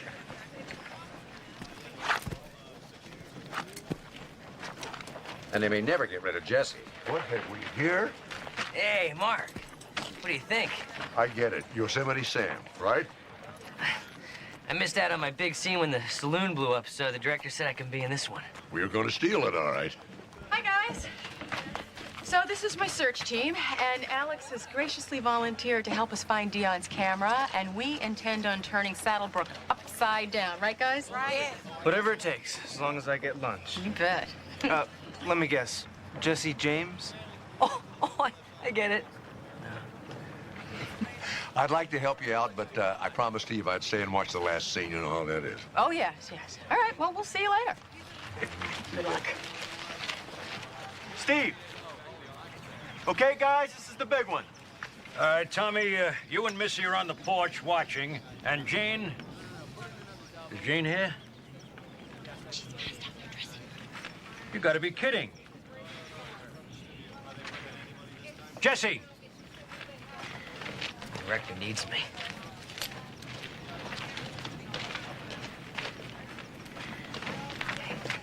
Listen, Jean is in her dressing room. She's passed out. Will you see what the problem is? Sure. Hey, Mark, you may want to come with me. You know the actress I told you about, Jean Malone? She's in her dressing room and they can't wake her.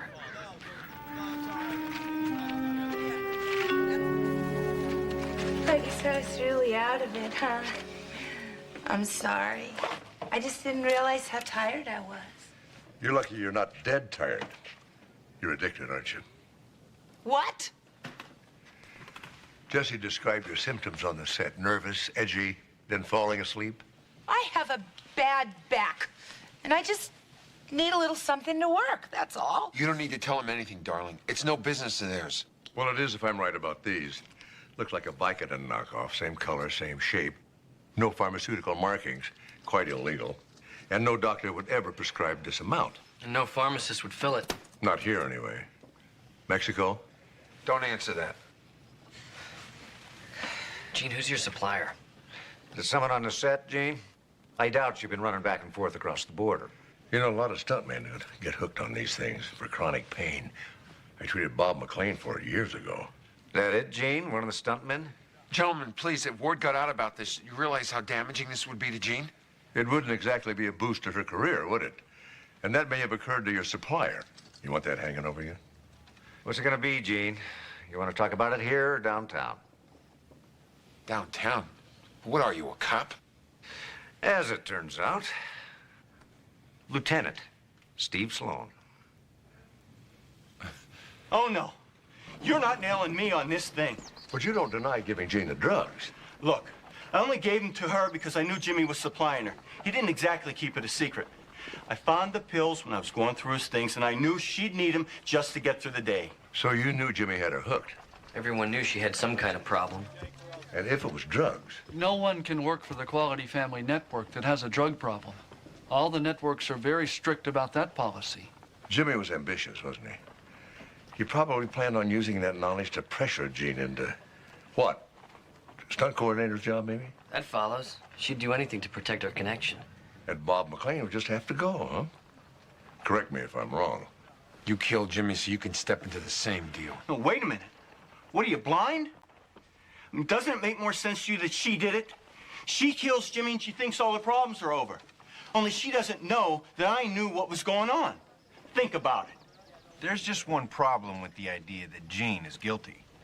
You see, it was a man's voice on the radio that gave Jimmy the go signal. Everybody heard it.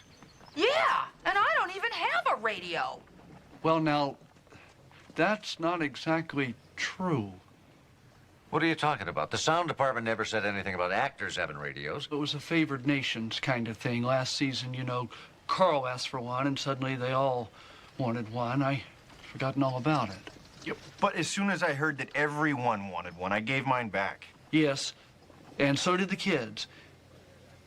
Everyone but Jean. I never even heard about this. I never got any radio. What do you mean? I was there when your manager came and picked it up. Of course. You knew what would happen if Jimmy spilled the beans. Jean would be out of a job, out of a career, and you would be out of a meal ticket. Just how many other clients do you have, Phil? That's what I thought. And you only had Jean because you were romantically involved. You couldn't bear to see her ruined. You set up the whole thing then. You fixed Carl's springboard so that Jimmy would have to do the stunt. Then you poured the coffee in the junction box. And then you changed the channels on Bob's radio, and you gave the go signal on a radio that everybody had forgotten about. Even made it seem like someone was trying to get Carl. Very clever. Look, Mark, we found it. Oh, great, Amanda. Just give me a minute. Oh, man. You even had a little help from Paul Pishney, who only confused things when he tried to kill me. Oh, Phil. Baby, none of this is true. This is crazy. I mean, don't listen to them. You can't prove it. But there's one thing you didn't count on. An outing of little kids with disposable cameras. They took pictures of everything that day, including the stunt. Can I have the camera now? Sure. I think we have all the evidence we need on you right here. Plus, what, 3 more cameras full of evidence? That's right.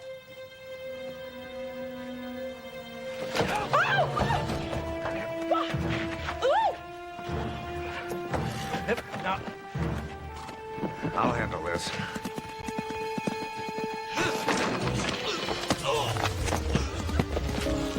Typical.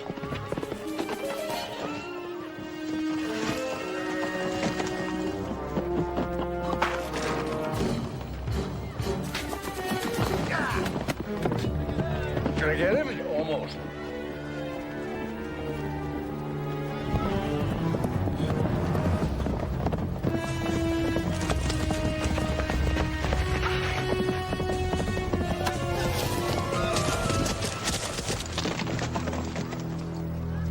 No way!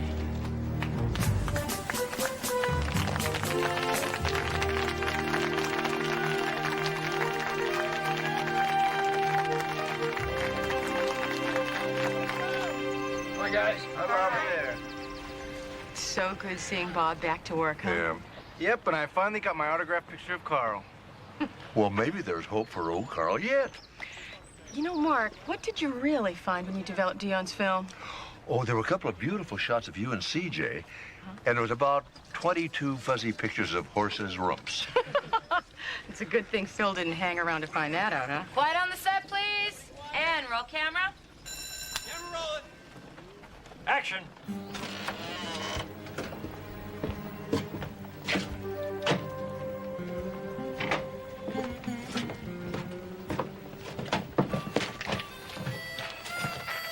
So where are you headed this time, Dash? Back out to Yellow Fork, kids. Can't leave a job half done. Pete Grayson still needs me out at his place. Can we help you this time, Dash, please? Now, kids, you need to stay here and look after Miss Kate until she's feeling better, right? All right. Okay, Dash. Say, where is Pete anyway? Pete? Dash, how could I ever repay you? Now, Pete, I may have run off those rustlers, but we still got plenty of strays to round up, so don't thank me just yet. So until the next time.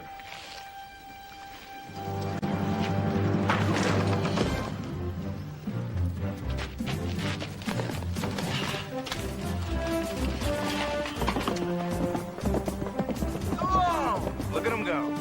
That's my boy. Cut! Print! That's a wrap!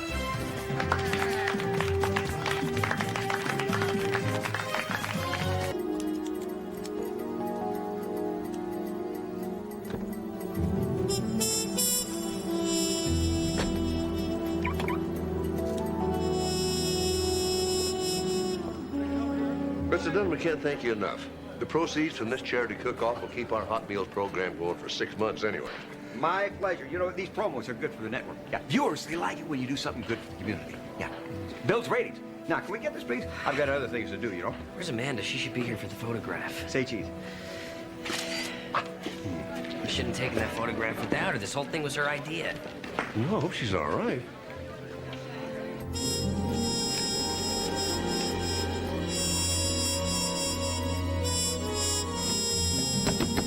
Want to know? 5 minutes.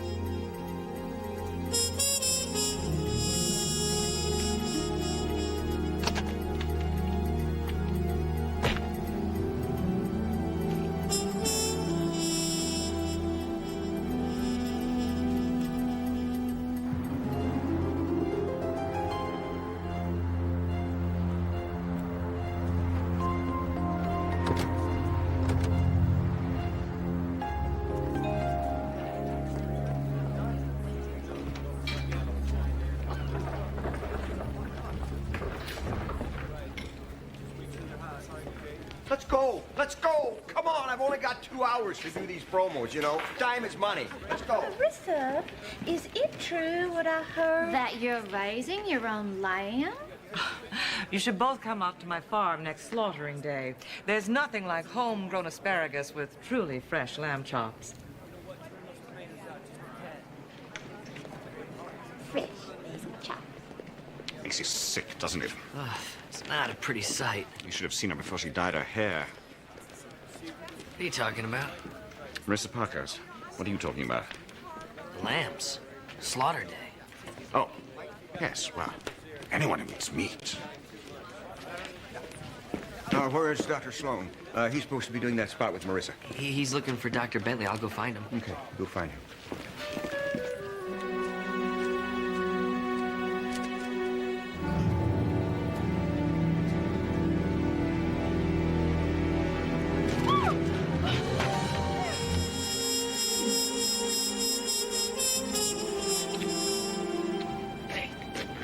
You know, Amanda's car's out in front, but she's nowhere in sight. She's probably inside by now. Come on, they're waiting for you. Renee. We have the promos. We have plenty of time. No, we don't. I think maybe you are embarrassed a little to be seen with me. Embarrassed? I am not embarrassed. Just a little? You're the one who said that we should keep this our little secret until after the... ooh. Ooh.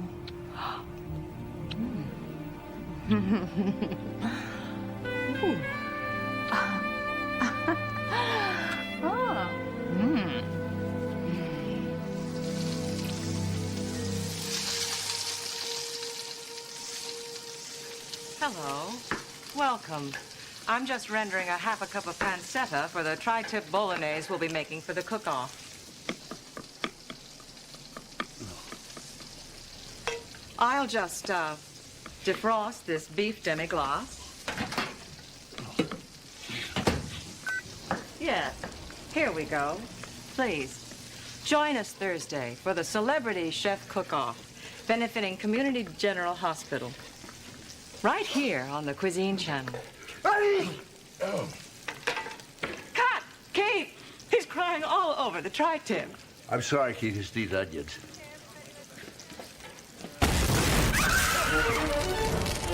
Wait, whoa! Shut off the sprinkler! Jump in the camera! Stand up! Get some cold water and towels and call 911. I'm on it!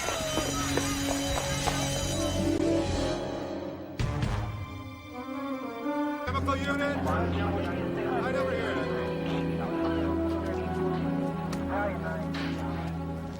There was nothing in that microwave to cause it to catch fire. Think maybe this wasn't an accident? I don't know. Is there any reason to suspect why someone might want to kill Marissa? Well, folks, you know, accidents do happen. It does seem suspicious. What about the food assistant? Oh, he'll be fine. They're taking him to Community General. And Marissa Parkhurst? Come in. Oh, I'm sorry. I'll come back when you're dressed. Come in, come in. I'm dressed. I've just spoken to my lawyer about suing the company that made that microwave. Obviously, the design is flawed. I could have been killed. Would you look at this? My follicles are scorched. You know what? Might be a good idea to have you looked over at the hospital. You know, you inhale a lot of smoke. I held my breath. Thanks to yoga, I can suspend breathing for 2 minutes, 41 seconds, and my hair follicles will be fine. I'm using my own yoga chamomile lanolin hair mask with flaxseed for extra shine. Miss Parkhurst, you don't want to take any chances. It'll only take about an hour. Doctor, if I had an hour, I'd plant an herb garden. After this promo, I have a meeting to discuss colors for my line of linens, followed by a cocktail party to launch my new magazine, followed by dinner with the designer of my pottery, followed by midnight aerobics. It sounds like you might have a little problem with insomnia. Bite your tongue. Insomnia is the secret of my success. Tell Keith that I have 50 more minutes scheduled for this promo, and then I'm out of here, okay? Okay. Need anything else? Not now, but don't go too far. What are you making? Grated carrots. I mean, what recipe are you making? Grated carrots. They're my lunch. I only eat pure foods simply prepared. Care for one? No, thanks. I'm trying to cut back. Some explosion, huh? Miss Parkhurst, she's pretty popular with the people around here, huh? Marissa? To know her is to loathe her. Well, you don't think anybody would try and do her any harm, do you? Harm, I know. Murder her? Maybe. Keith tells me you're a surgeon. Yeah. I hope you won't think me presumptuous, but I need your help desperately. What's wrong? My numbers. Your blood pressure? Cholesterol? Ratings. Rating? Yeah, I don't see how I can be of any help to you. I need someone. Someone like you to endorse the Elliot Grayson Healthy and Happy Cookbook. You're a surgeon. You've seen the fat clogging people's arteries, choking the very life out of them.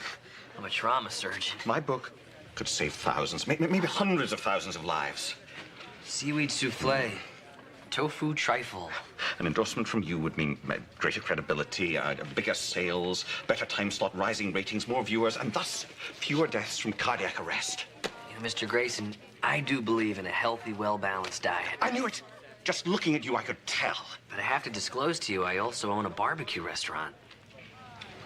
Well, I hope you can live with your conscience.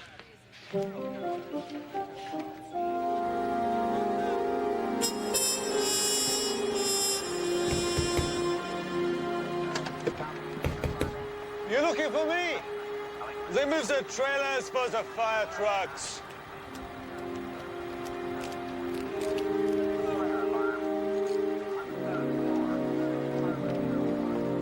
You should see the mess in there.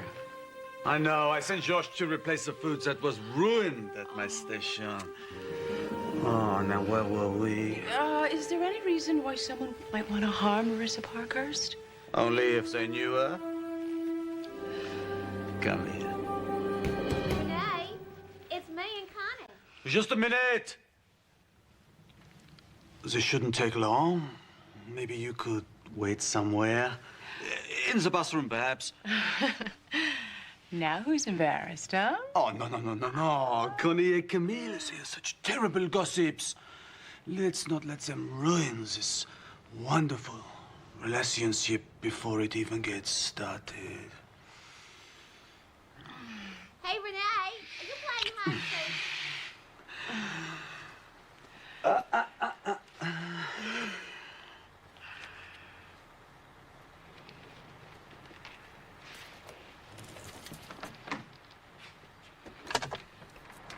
Connie et Camille. Is it my imagination, or are you two even more beautiful in California than you ever were back home? Now, Renee. Now, do you stay up nights thinking up these little bouquets, or did they just come to you on the spur of the moment? No. Oh, you flatter me. We came to ask a favor. Yeah. Give me a cookie, I promise you anything. I told you this would work. We want to hire your assistant. Josh? Mm-hmm. Why? Now, because he's so good. I know, I would be lost without him. Well, it's your fault that we have to ask. My fault. Mm-hmm. Well, yes, if you had not convinced us to leave Tennessee. Well, we'd still be catering Elks picnics instead of hosting our own nationally syndicated television show. And traveling the world to promote our new cookbooks. With no time at all to do all the good things that a good personal assistant would take care of. But if you don't want him to leave... I would never want to stand in his way. Make him an offer. If he wants to go, then bless him. Oh, Renee, they're ready. Do you know where Connie and Camille are? Oh, we're coming. We'll go and give whoever you got hiding in the bathroom time to come out. Bye-bye.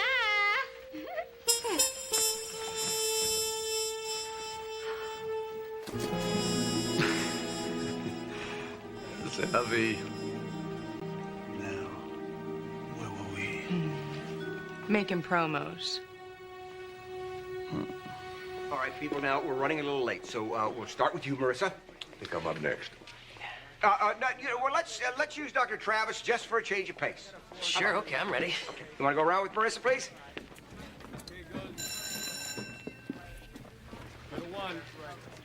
Action. Hello, I'm Dr. Travis, inviting you to the Cuisine Channel's Celebrity Chef Cook-Off, featuring, among others, the amazing Marissa Parkhurst. Perfect for entertaining. Chicken Marissa, made from my own free-range chicken and vegetables, straight from my garden, presented in my lovely pottery casserole, available through my catalog along with my lovely hand-loom potholders. You have your own loom? And a churn and a smokehouse and a wine press. You have a problem with that? So when do you relax? I'm relaxed right now. Cut! I need another take. He wrecked it. I know. Hello, everybody. I'm Dr. Mark Sloan, inviting you to the Cuisine Channel Celebrity Chef Cook-Off, featuring those two sassy sisters, Connie and Camille Carmichael. So what's cooking today, ladies? Well, cornbread. And country fried rabbit with pork rinds and sassafras root. It's a country boy's idea of heaven. Hello, I'm Dr. Amanda Bentley, inviting you to the Cuisine Channel Celebrity Chef Cook-Off with Chef Elliot Grayson. Couscous with currants and crudité. Eat this if you want to live till Tuesday. And cut, Inspire. You are very good, Dr. Bentley. The camera loves you. Why don't we use you for Renee as well? Yeah, you want to take this, Bob? I've got something I've got to take care of. Oh, thank you. Cilantro. I forgot it. Josh. I'm sorry, I remembered everything else. Okay, no problem. I know something I can do that involves just a little bit of my own special magic. Amanda, please. My own secret formula. Kapow! Get ready. This is to die for.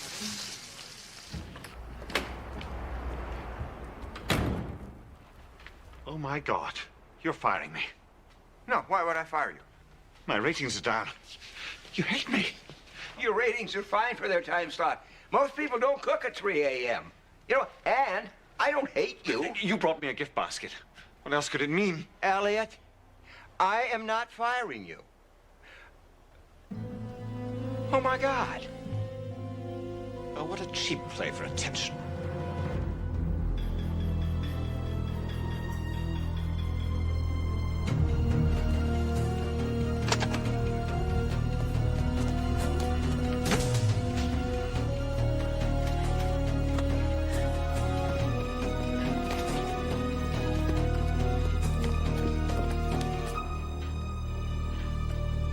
Dr. Sloan? I'm sorry. No! No, he can't be dead. You have to keep trying. You keep trying, Renee. Amanda, honey. Amanda. No.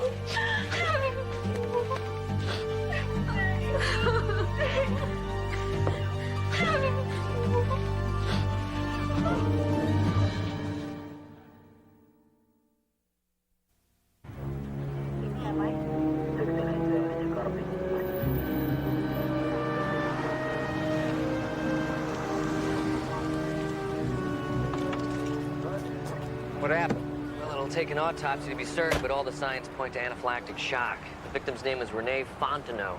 He was flushed, his windpipe swelled shut. Pretty sure there's fluid in the lungs. Anaphylactic shock, that'd be caused by a food allergy? Yeah, he was allergic to shellfish. Mark is talking to the coroner right now. But he was very careful. I mean, he never cooked shellfish, never even touched it. He was cooking chicken. He never went near a product or medication with iodine. He had one close call 5 years ago when he ate some sea bass that had eaten shrimp, and it almost killed him. He was paranoid about iodine. That's not all. Just moments before he died, the microwave on the set exploded. All right, folks. Nobody leaves this set without my permission. I just want to say that if Renee was indeed murdered, I'll do everything in my power to help find the killer. You and Rene Fontenot were close? Oh, yeah. He had the highest ratings on my network. Yeah. Amanda, the coroner agrees it was most likely anaphylactic shock. You and, Renee. We were friends.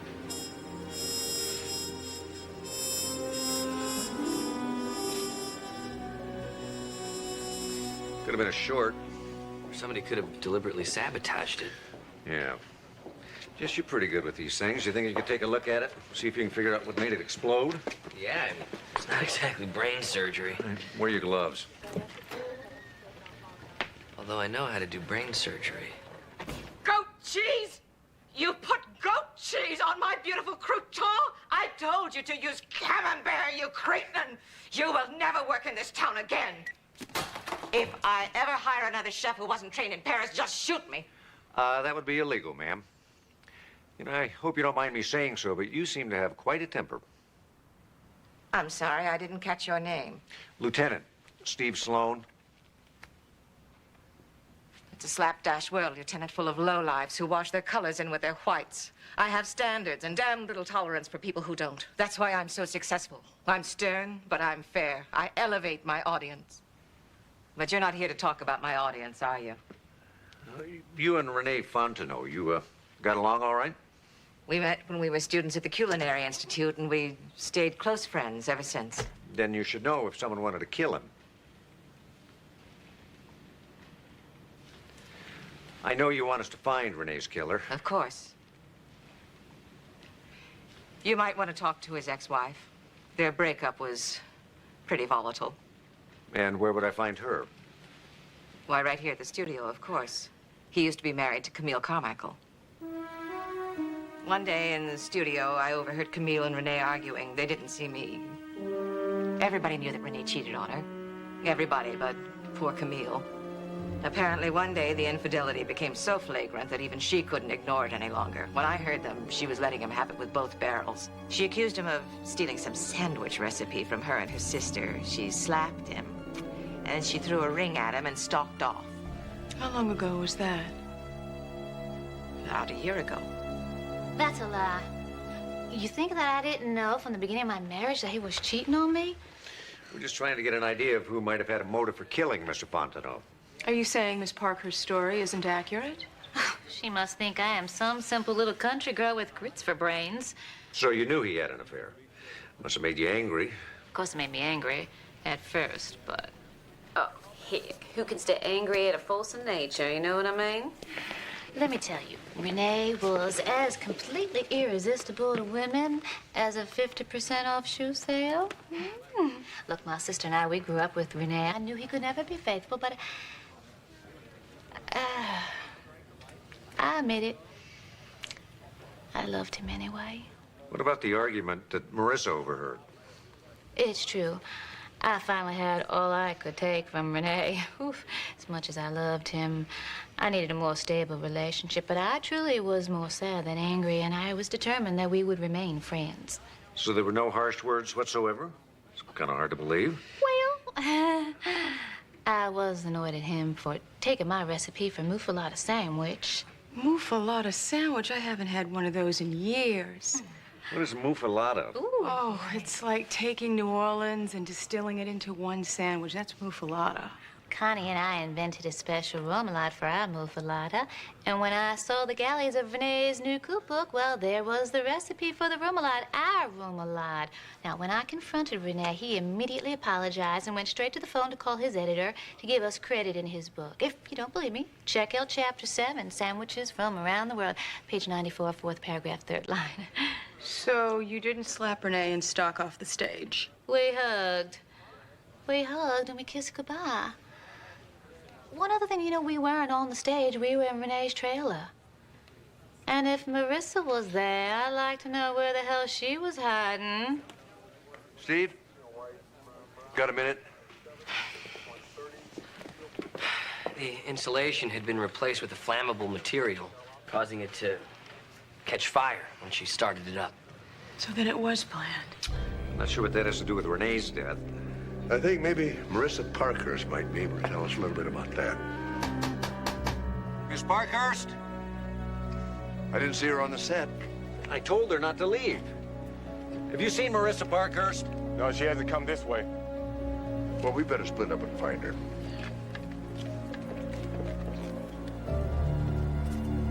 Let it go! No, it's not yours! I don't care, it's gonna be mine. No, you can't have it! Those are private. Ah, the elusive Miss Parkhurst. What's that? It's disgusting. It's not disgusting. It just really isn't anybody's business. Pictures of Marissa. Pictures of lots of women. Apparently they have nothing to hide. I'm so embarrassed. In limber.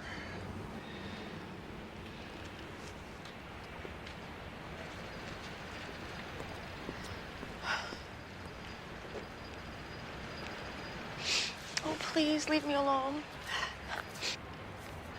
Don't go, I didn't mean it.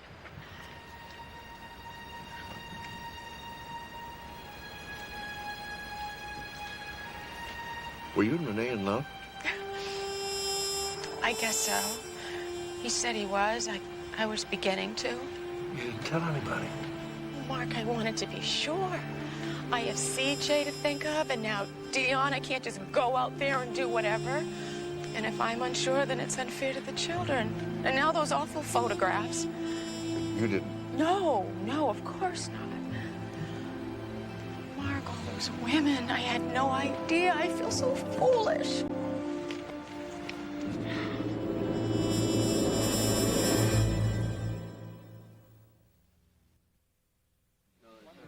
You should go home. No, Mark, I want to stay here. Look, there's no telling what we might find out about Renee Fontenot and why anybody would want to kill him. And whatever it is, you're probably not going to like it.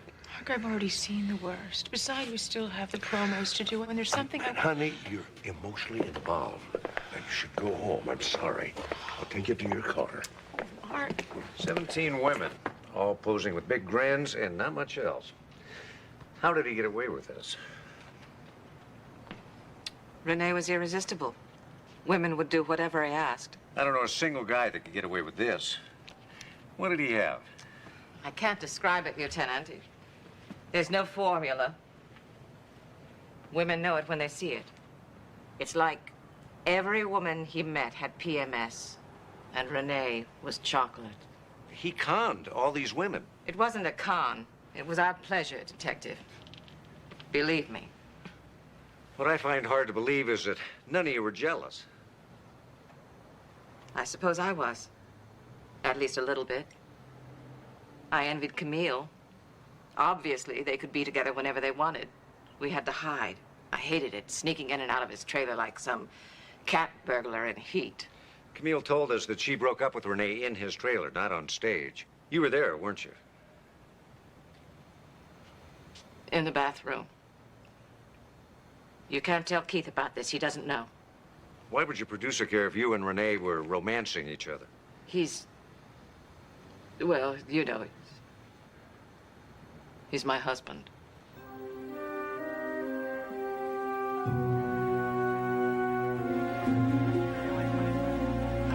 Have you seen my dad? No, listen, please, tell me that you're gonna let my people go home. They're getting edgy as hostages, and it's driving me crazy. I'm sorry, not yet. But there's a question I need to ask you. What?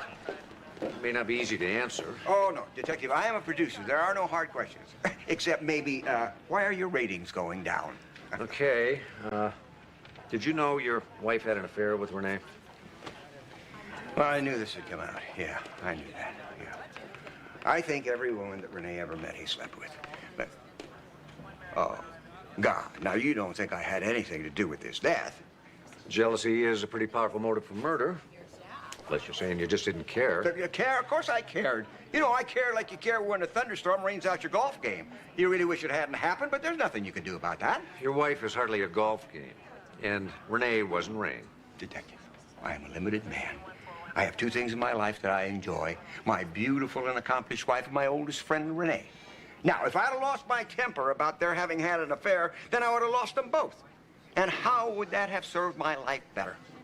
Still, in the heat of the moment. No, there's no heat. There's no heat. I told you, he was my oldest friend. We started business together. We were younger then. Yeah, we worked together in this hole-in-the-wall dive in an alley in New Orleans. Try and tell, wasn't very refined. If it wasn't burgers and beans, they wouldn't eat it. Yeah, we had a great time. We even roomed together. Yeah, and we planned our glorious futures over beer and grits breakfasts. Happy times. Those were the days, my friend. Those were the days.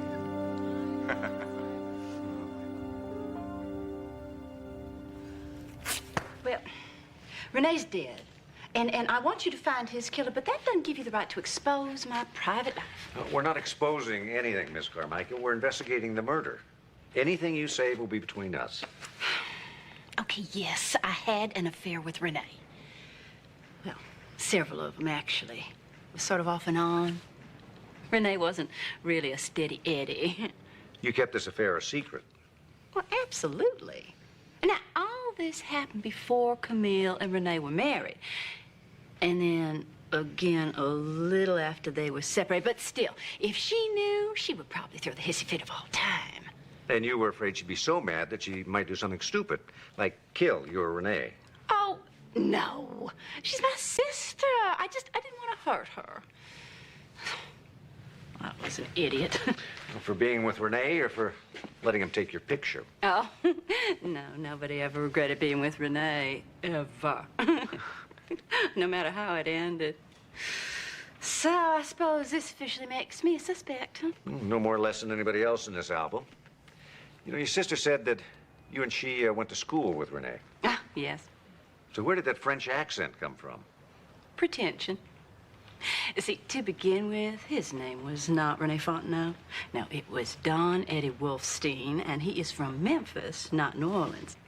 See, his parents both worked, so he was always over to our house, and even then, he was just such a cute little scamp for me. You would not believe the things he got away with. So you must have known him when he and Keith Dunn were partners in a restaurant. Partners? Well, who told you they were partners? No. Keith was the boss, and he treated Renee like a slave. I mean, my Lord, he made Renee do all the dirty work, and he paid him next to nothing. But Renee got even. How did he do that? Oh, after Keith's restaurant burned down, he started the Cuisine Channel on a shoestring. But see, by that time, Don Eddie Wolfstein had become Rene Fontenot with a reputation for being a hot Cajun cook. So when Keith offered him a show on the channel, Rene just smiled and made him pay through the nose. Steve, come quick. We found something. Amanda, what the hell are you doing here? I thought we told you to go home.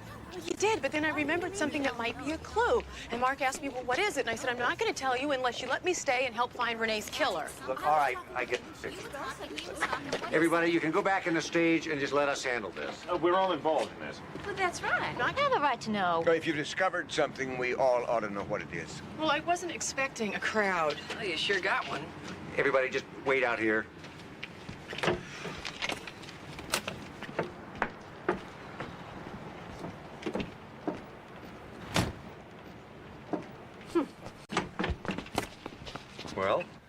Well, apparently when Amanda was waiting here in the bathroom, she noticed this wooden panel was pulled loose from the base. Well, Rene was a fastidious man. Fastidious? He never would have accepted shoddy finished work. We came back to have a look. Have you touched this? I haven't even breathed on it. No, as soon as we saw it, I came and got you. What is it? What's inside? My Lord, would you look at that? Where'd Renee get that kind of money? Are you dense? He was obviously blackmailing someone. Renee wouldn't do that. You're right. Renee's a lover, not a thief. He had plenty of money. He didn't have to blackmail anybody. And he wouldn't have. He was an honest man. You know, it may or may not be blackmail, but Steve, you may want to check out Renee's bank records. Jesse, would you check something out for me? Sure, what do you need? Mr. Dunn, several people have suggested that of everyone here, you're the one most capable of putting your hands on the $100,000 that's in that briefcase. I would die. I really would if Marissa knew this, but that's not true. I don't have $100,000. Not in cash, not in securities, not in anything. But you own the Cuisine Channel. There's mortgage to the hilt, right down to tart pans. I've secretly been trying to sell it. I'm surprised. Food is very popular. Everybody's got to eat. Yeah, but it's not like anybody's going to starve if they don't use our recipes, you know? I mean, who's going to buy the Cuisine Channel without the great Rene Fontenot? No wonder you remain friends. Renee's been your biggest asset, hasn't he? Oh, yeah, I told you I didn't kill him. But, you know, I think I might know who did. Yeah, because one day last week I was walking to my office and I heard Elliot and Renee arguing. I mean, they were screaming so loud they didn't even notice me. Elliot was raving at Renee about his cream cuisine, calling him a cholesterol killer. And then Renee said that Elliot was just jealous because he was the star of the show before Renee came. Now, losing two of my chefs is certainly going to kill any deal to sell this channel. But, you know, I thought I owed it to Renee to tell you. Liar! Liar! Damn liar! Let me go on and let Keith tell you the truth. Look, you're not going anywhere near Mr. Dunn. Mr. Grayson, you tell us. We'll take care of Keith Dunn. I wasn't the one who argued with Renee. It was Keith. Actually, it was more like a brawl. They were throwing things and yelling about who had done more for the other one. Can you imagine? Two grown men acting like hoodlums. Keith threatened to fire Renee. Renee said, go ahead. The Green Channel would go down the drain without him. That all? What more do you want? It was barbaric.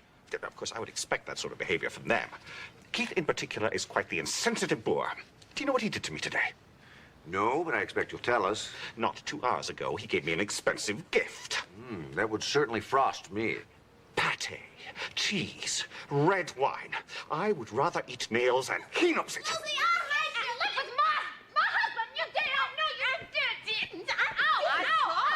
In his album. Oh, I couldn't believe Ed, you ought to be ashamed of yourself.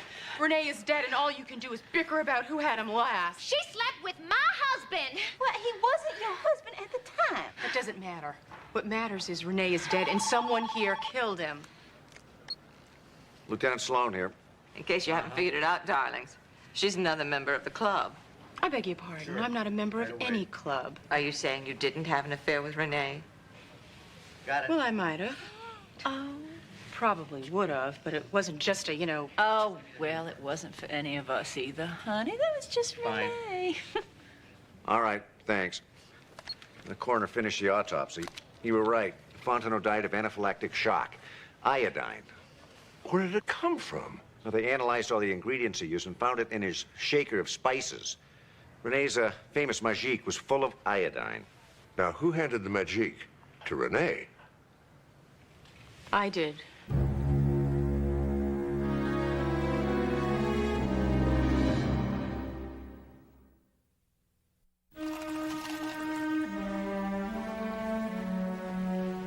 Thank you. You're not really a suspect, but I can't let you go yet. I'm sorry. We'll get this worked out. I know. Steve, I just remembered something. As soon as I came into the studio, it happened. There was a lot of confusion, and my first instinct was to make sure Renee was all right. But he wasn't in his kitchen set. Josh was. He didn't think anyone was looking, and I didn't think anything of it at the time. But I saw Josh take Renee's magique and remove some of the secret formula and pour it into another bottle and take it away. That's a lie. She's just saying it so you won't think that she did it. That formula is worth a fortune. Manufacturers have been after Renee for years to license it. Renee Fontenot's Magique. More famous than the Colonel's 9 herbs and spices. Now available, you know what? The company that makes it strikes gold, but Renee, he wasn't interested. Were you suggesting that Josh stole the formula to have it analyzed so he could sell it? I'm telling you, I didn't do it. Well, if you did, you were in for a big disappointment. Magic's a scam. Secret spice is my foot. It's salt.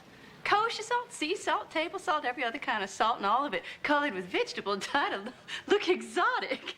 You mean Josh stole salt? Oh, I was his wife, and he never told me what was in it. Ah! You know what? You know what? Knock it off. Lieutenant, it's getting away! You're a dog. I never did like you. I think it's time for you to come clean, Josh. You rigged the microwave to create a diversion so you could steal the magique. All right, yes, I did it. I shorted out the microwave and I stole the magique. Why? Renee wouldn't sell it, which didn't make sense. It's not like he was rolling in bucks. So you saw an opportunity to steal from your uncle and you just took it. You think I don't feel guilty? I think you feel caught. I didn't kill him. I swear I didn't. Well, maybe your uncle found out you stole the formula. Maybe he fired you. Maybe you got angry and killed him so you could keep the formula. No. I loved my uncle. Everybody did. Be sure to mention that to the jury. Well, Steve, listen, before we arrest anybody, maybe we ought to talk. Is there some place private we could go? And could I get a chalkboard, some chalk? Now, Renee was having an affair with Connie. Either before or after he was married to her sister, Camille. Yeah, which was either before or after Renee had an affair with Marissa. Which was during the same time Marissa was married to Keith Dunn. Makes you wonder how they had time to cook. What's worse is they all lie and contradict each other. You'd think it was Congress. Hey, have Got it. What is it?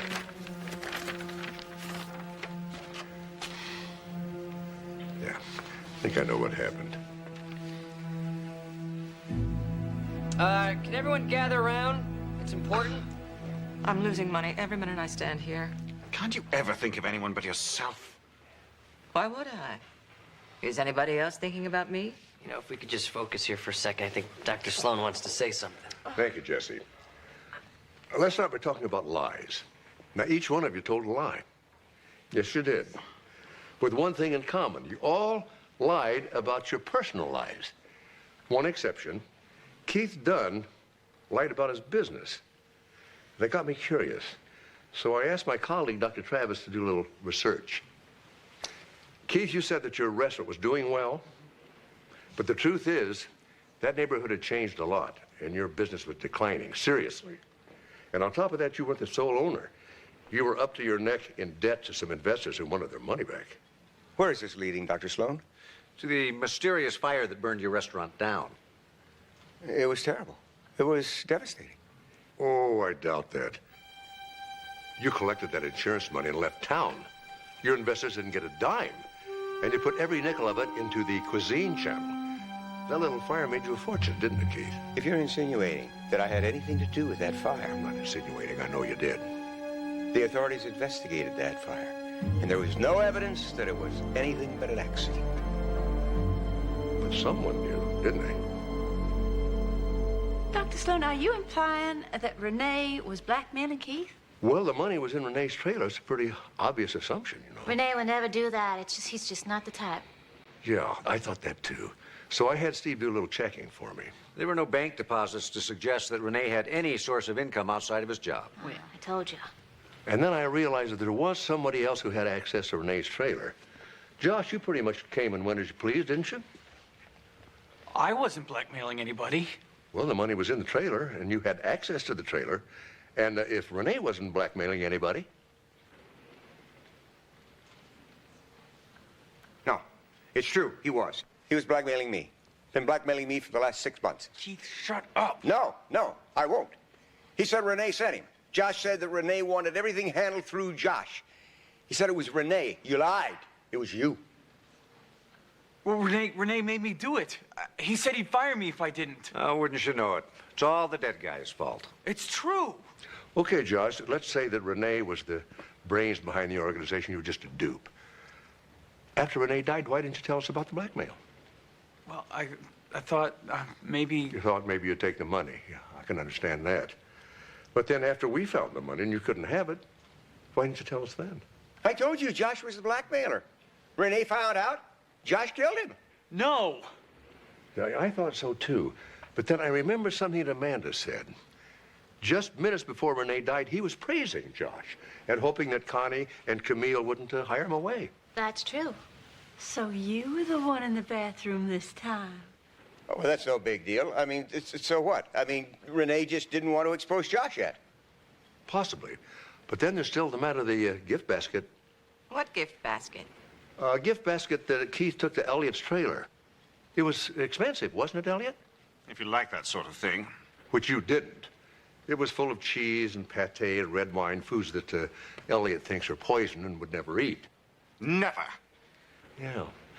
Keith knew that, too. But he also knew that cheese and pate, red wine was Renee's idea of heaven.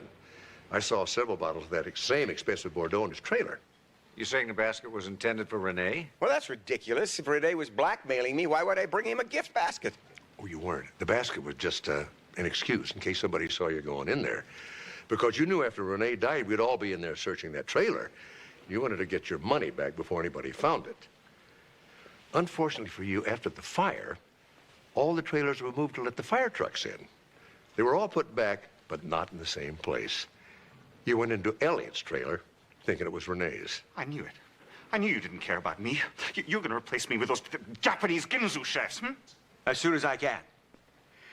Dr. Sloan, your speculations are very entertaining. And if I weren't the subject, I'd applaud.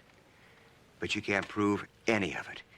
You certainly can't prove that I killed Renee, and you can't prove that I was anywhere near that bottle of magic. Except for one thing. When the sprinklers came on, the magic bottle got wet. And when you switched the magic bottle for that one that was full of iodine, Josh, would you show us the palm of your right hand?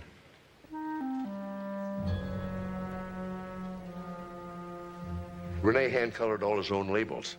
And when Josh grabbed it, that wet dye came right off on his palm. Keith, could we see your right palm?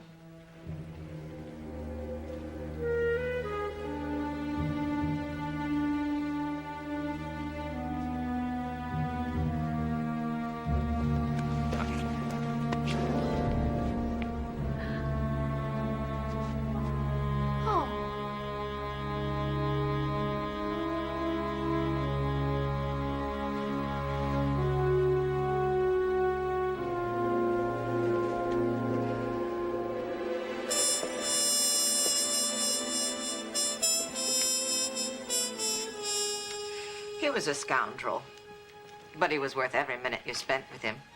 I don't know. Oh, I do.